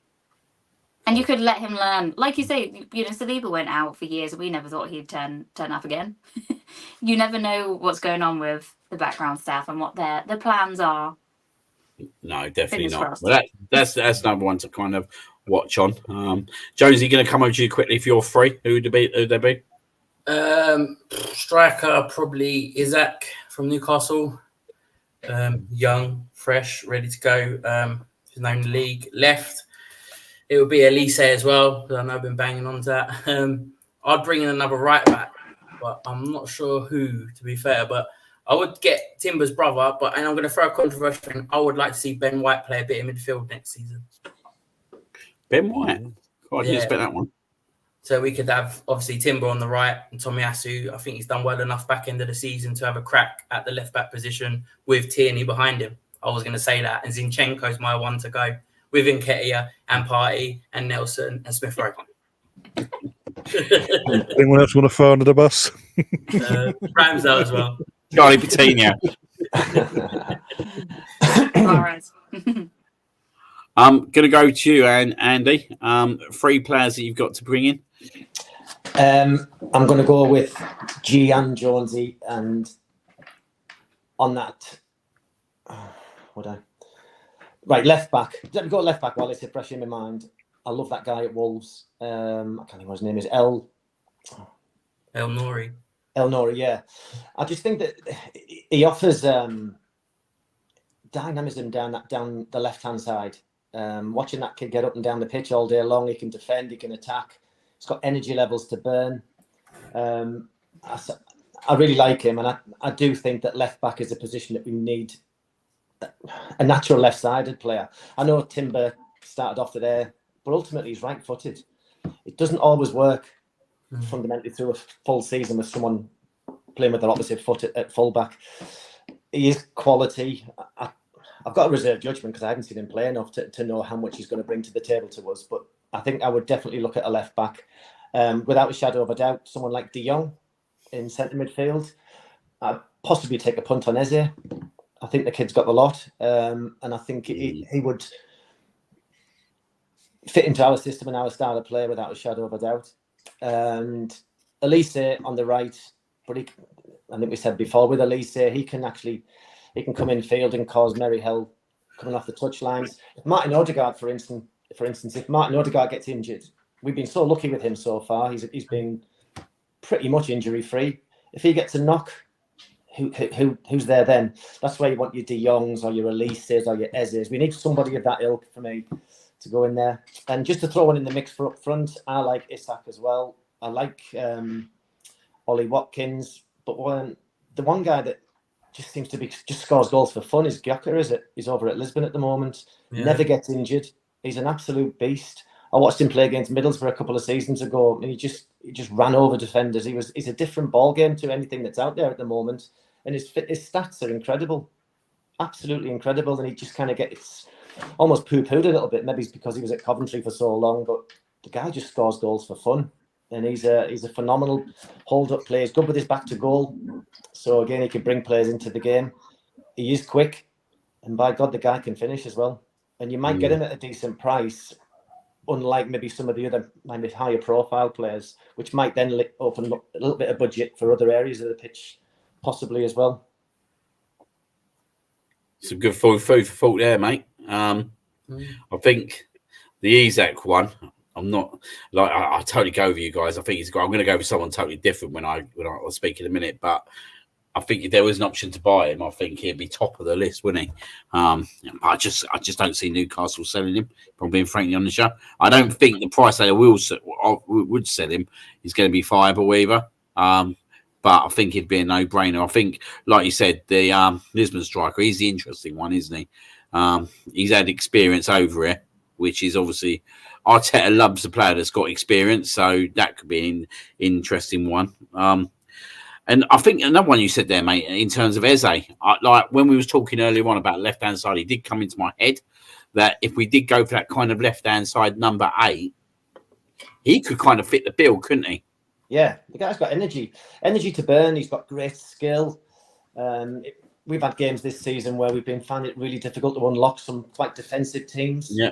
He's someone like Odegaard that can just do that something that little bit special that none of us can see coming. So if we can't see it coming, neither can the defenders. It's just someone who offers us just that little bit more. So yeah, he's one that I would potentially take. Take him to the Euros as well, would you? Would you take him to the Euros? Yeah, would you? Yeah, absolutely. Again, if the game's in the balance, we can't break teams down, or we're 2-1 down, we're 1-0 down with 10 to go. Great players to fetch on. Seem to play with no fear. Magic ability. Goes past players for fun. Can score goals. So yeah, why not? Yeah, I think he's definitely a game changer. I think I'd definitely have him on that bench. Yeah. You might need something like that. That's the big thing, it's the bench. Yeah, the bench is the big thing, because we're looking at our Smith Rowes, our Nketiahs, our Nelsons. Do you know what? They've been phenomenal servants to the club. But if the club want to go to the next stage, they've got to be ruthless. They're not going to take us to the next stage. No. Even coming off the bench, they're not going to take us to the next stage. They're not at that level that we require, if we're going to be brutally honest about it. And I think sometimes let the lads go and play elsewhere, let them go and try and flourish elsewhere. It might well be that they go on and do well elsewhere, but they've proved time and time again, it's not for us though.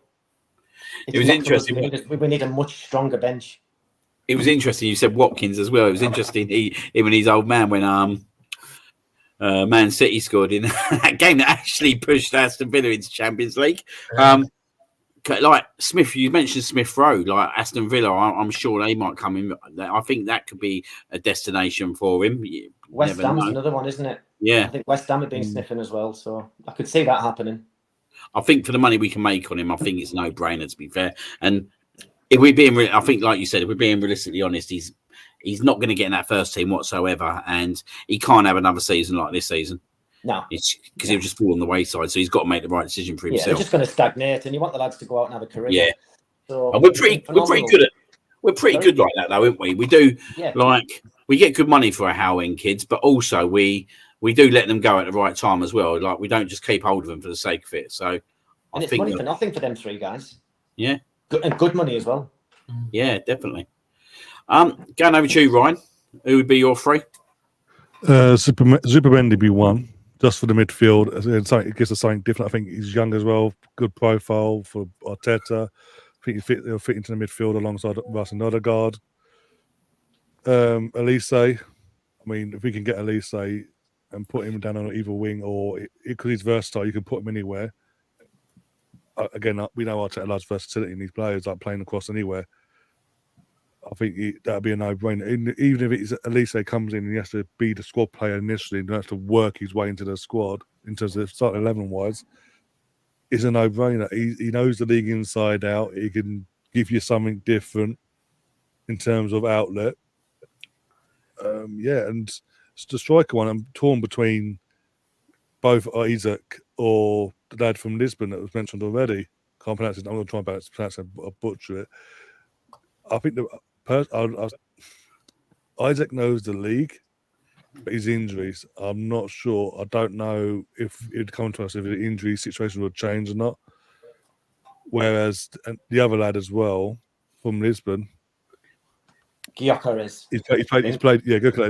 He's played in Europe this season as well, so he wouldn't have to adapt to the European game as well on the midweek situation. He knows England because obviously Coventry City.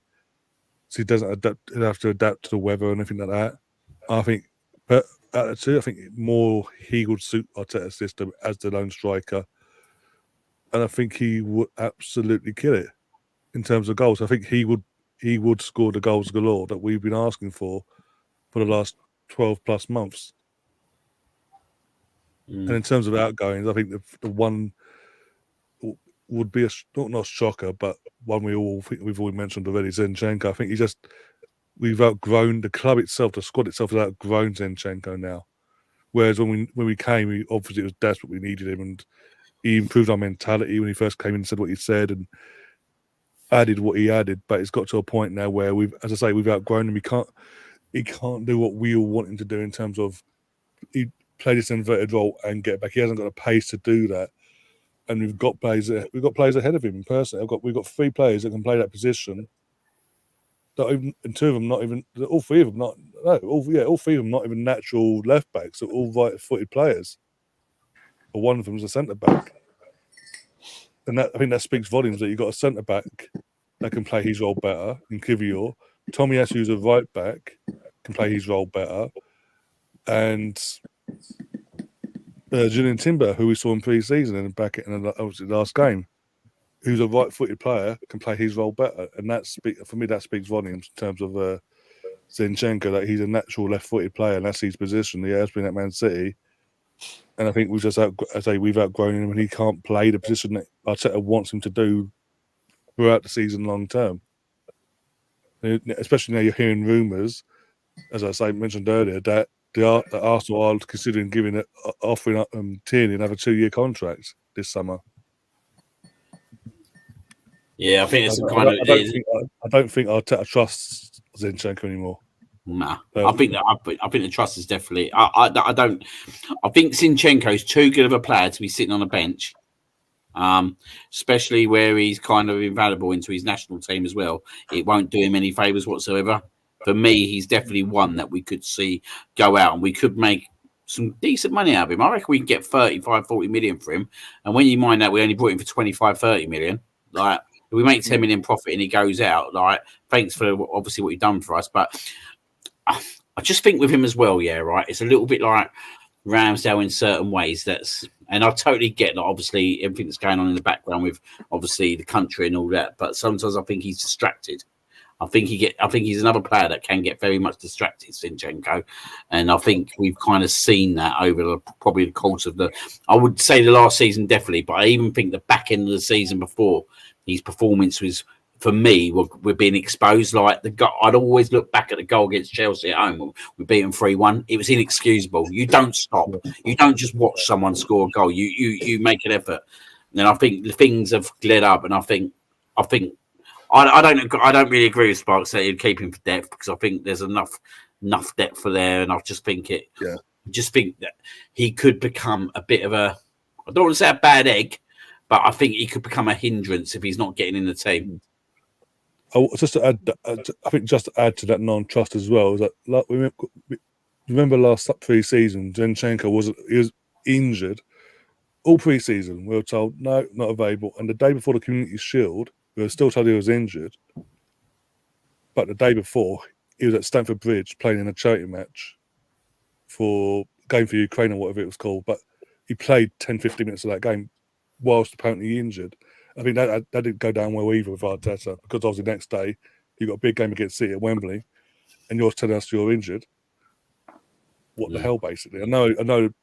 Obviously, I think it goes back to what you say: distractions in terms of what's going on in his country. And he's like, I understand he wants to do his bit, but at the same time, if you're injured, do you really? You could still be there, be on the bench as a coach, or change of role as a coach or whatever, and be there. You didn't have to play. I mean, that sort of aggs Mikel as well. Like your commitment to the cause wasn't where it should have been at the time, and we needed you. I think your question there is not his natural position. He was a centre midfielder. I'm being honest with you. When was the last time he played centre midfield for anyone in the Premier League? In Premier League, he hasn't. I think when he went to City, I think he was known for being a centre midfielder. Yeah. And ultimately, they've realised that at that level, yes, he's a lovely passer of the ball, but he can get exposed. So therefore, they kind of moulded him into a left back. But we can all see he's a left back that can't defend. He's got a massive mistake in him all the time. The goal that really wound me up this season was at Anfield. You're one-on-one with Mo Salah. The one place you don't show him is onto his left foot. I mean, you would tell a schoolboy that. Mo Salah just skips inside. Doesn't even have to work that hard to skip inside of him, and scores an equaliser. It's things like that it just let him down, because he can be such a stabilising player to the side, but he has got one massive mistake in him every match. Yeah, and you just can't carry that. I totally agree. I've had loads of rants, mate, after a game on Sinchenko. I remember the one, it was the Wolves at home this year. We won 2-1. Yep. But he made a massive clanger with about 8 minutes to go. Like, for me, if you start Sinchenko, you've got to sub him after 75 minutes. You've got to get someone like Kibor on or Tommy Esco on. Do not rely on this guy for the last 15 minutes. He did it at Wolves, and I was just like, mate, we literally dominated the game, and we literally see out the game scarily in the end because he just literally messed up once again. And I don't mind if a player does it once or twice, you sit there and think, you know what, it can happen. But for me, it's happened way too often. And especially in back end of games as well, where he just kind of loses concentration. And I think he's no different to Ramsdale. I mean, totally honest, I don't think he's any different in terms of that. So, yeah. I'm going to go on to my players. I was surprised one of you got. Do you know what? The first player I'm going to go with, right? And I think it fits the bill in terms of Kai Havertz staying up front for the moment being. Benjamin Sesko. I think definitely a massive potential player that he is. I think he's kind of signing probably the fans wouldn't be naturally looking at, but I think in terms of the overall package, I think it could be a game changer in years to come. And I think it wouldn't upset the apple cart in terms of Havertz at the moment, in terms of the start of next season. So I'm going to go in because I just don't. It would be Isak, but I just don't see that. I don't think that deal is going to be viable unless Newcastle become quite realistic in terms of how much they think that someone would buy him for instead of how much they value him for. So I totally get it for Newcastle stance because at the end of the day, like, he's a key player to them. But I just think the amount of money that they're going to ask, I just don't think it's viable. So I'm going to go Benjamin Sesko. I just think that he could be a really, really good player to come in and ease him into the squad and then start playing him. Elise, I can't not go Elise because I've banged his drum for far too long now. I think do you know what? I'm going to put him on the Odegaard kind of bracket in terms of when we brought Odegaard over Maddison.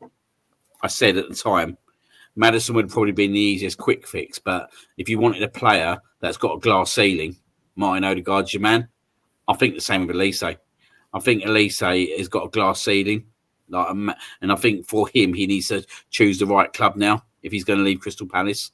Like, I'm not sure Manchester United at this moment in time is the right club for him, but that's going to be for him to choose. But I would love Arsenal to be part of that kind of race for him. Because I just think that at his age and what he can bring and what he does, and I don't think he's got massive track.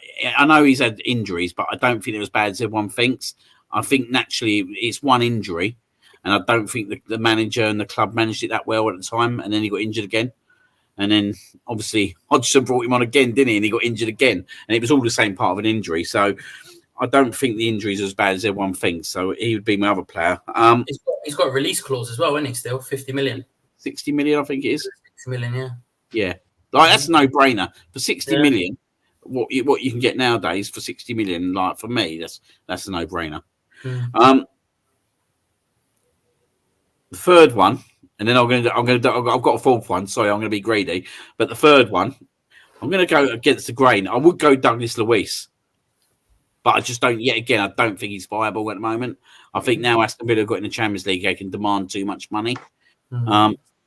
I would go Douglas Luiz, but I'm not sure we can get him. I would go Bruno for Newcastle.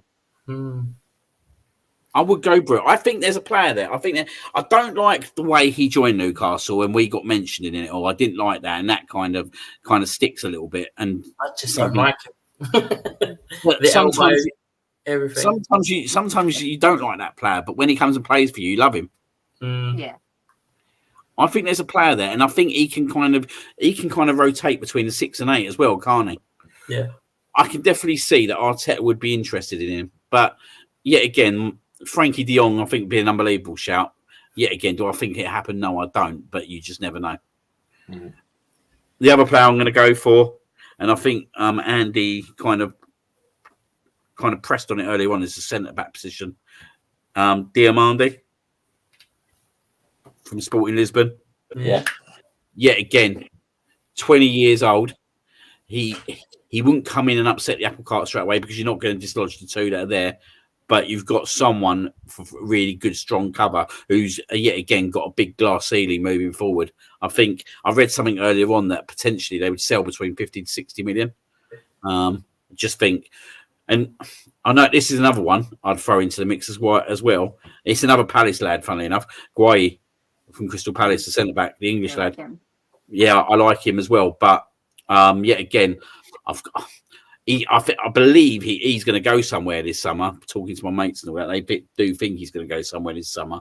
But I don't know where he'll go. That'd be interesting to see where he goes this summer. But I think Palace are stepping up that he might leave. But he'd be someone else I'd consider. So I don't know what your guys' thoughts are on them kind of signings. Yeah, Pedro Neto. Pedro Neto for the money. If he didn't have the injuries that he's had, I'd say all day long. But we're talking about a player who's worth 60 to 80 million. Yeah. Would you take the punt on him with his injuries? I'd rather get that young Spanish lad, that Nico Williams. He looks the business. Yeah, he looks a proper player. Also, the lad at Milan, Leao. Oh, Leao, yeah. Is a cracking player to chuck in the mix, either down the centre or down the sides. He's got some ability, so he could be a possibility. It's endless. I mean, we could. You can sit and talk all day, can't we? Yeah, who exactly. we want to bring in, because it's a brilliant conversation to have. But there's only so much money we can go. I mean, the fact that we finished second in Champions League, the pot's a lot bigger now, and it's and finishing as strongly as we did, it's going to be really It's going to attract a lot of players to us now, and it's a really desirable location to come now. Whereas 5 years ago we couldn't say that.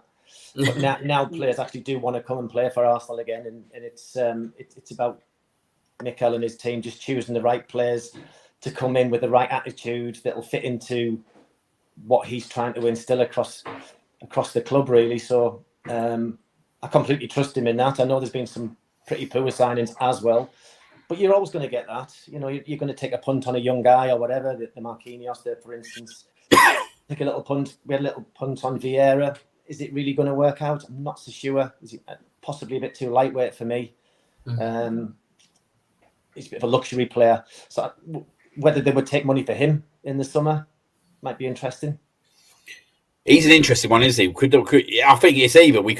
I think, do we loan him or do we sell him? Is the interesting one, isn't it? Yeah. Didn't get sniffed, did he, at the end of the season? Didn't get absolutely anything. Which tells you that when push comes to shove, do they really trust him to go in there and do the business? Because there's been, there was some really nip and tuck games towards the end there, and they didn't chuck him in. So did they not fancy him? I've seen him play a few times, and for the most part, he's been disappointing, I'll be honest. And he looks like a schoolboy on the pitch sometimes amongst men, and gets barged around. And the physicality of the Premier League could potentially be too much for him, possibly. Yeah. Obviously, a lovely footballer, but I'm not sure the club trust him just yet. I think if both Smith Rowe and Vieira went, I think the youngster Wanaweri, I think he would definitely come into the squad. Yeah, definitely.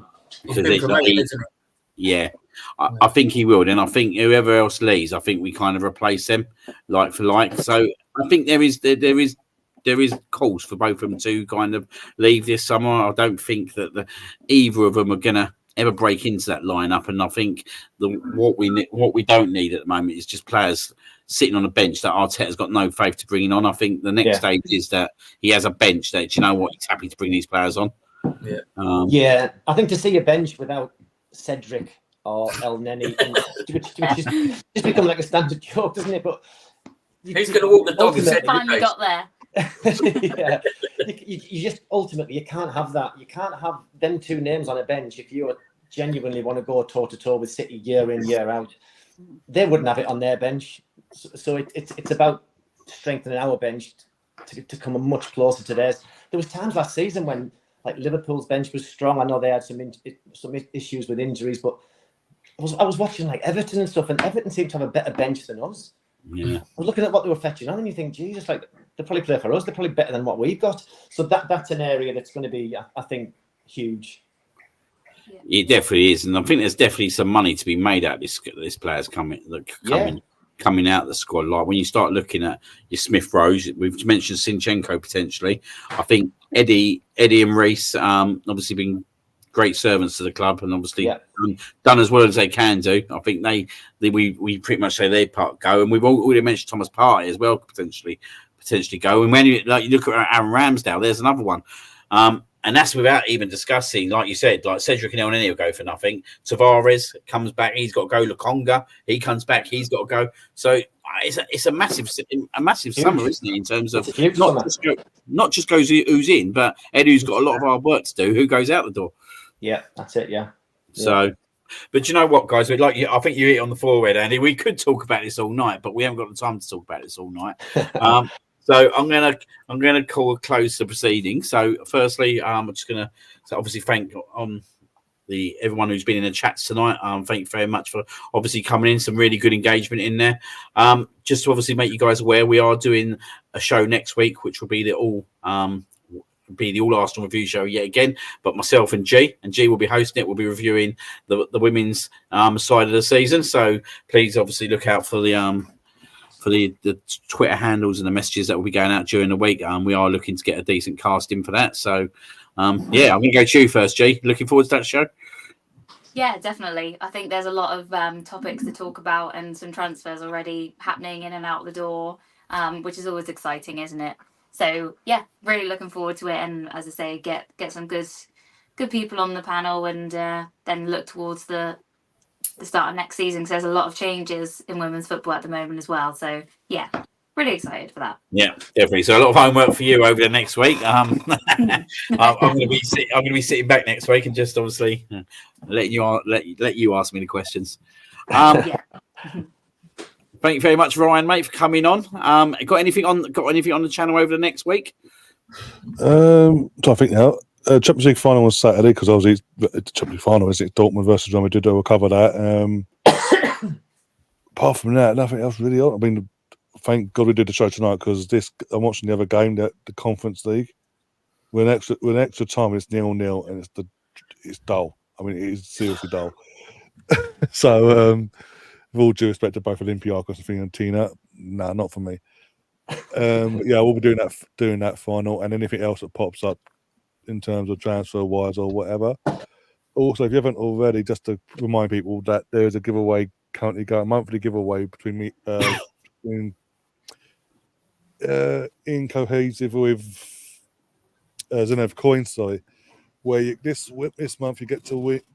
If you enter via Twitter or Instagram, all you got to do is basically follow us both on said platform, be it Instagram or Twitter. You find my pinned tweet. Retweet and post that as well, and you're automatically entered, and you get to have a chance at winning this, which the draw will be actually on Friday, around 6. There we go. If I can get the one sec, bloody hell. Oh dear, it's the North Bank coin this month, and obviously on the other side, it's got the old Arsenal logo on there as well. Nice. We want to enter that as well. Yeah, I've got obviously.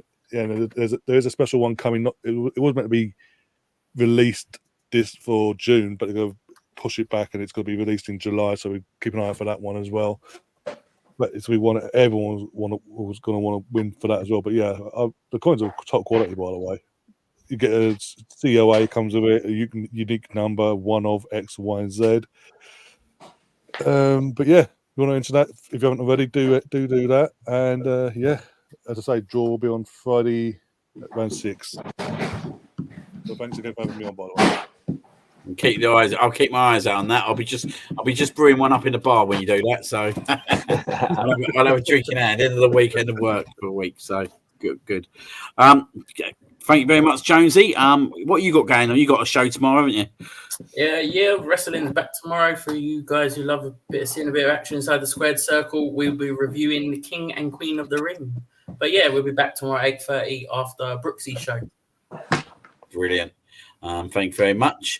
And obviously, thank you very much yet again, Andy, for coming on for your second stint with us. It's been absolutely brilliant. I will look forward to doing another one-on-one with you in the summer at some point, but we'll get that kind of sorted. But thanks for coming on. I hope you enjoyed it, mate. Oh, it's been brilliant. And thanks for being so welcoming. Absolute pleasure, mate. Absolute pleasure. And yep, lastly but not least, obviously, as I said, to obviously you guys that are out there, obviously watching the channel, you are the ones that make this happen. So thanks very much. So yep, that's the end of the season for the Arsenal men's team. We just fell short, but I think we're all on the same hymn note that we'll come back next season even stronger. Have a good summer, guys. Good night. Good night.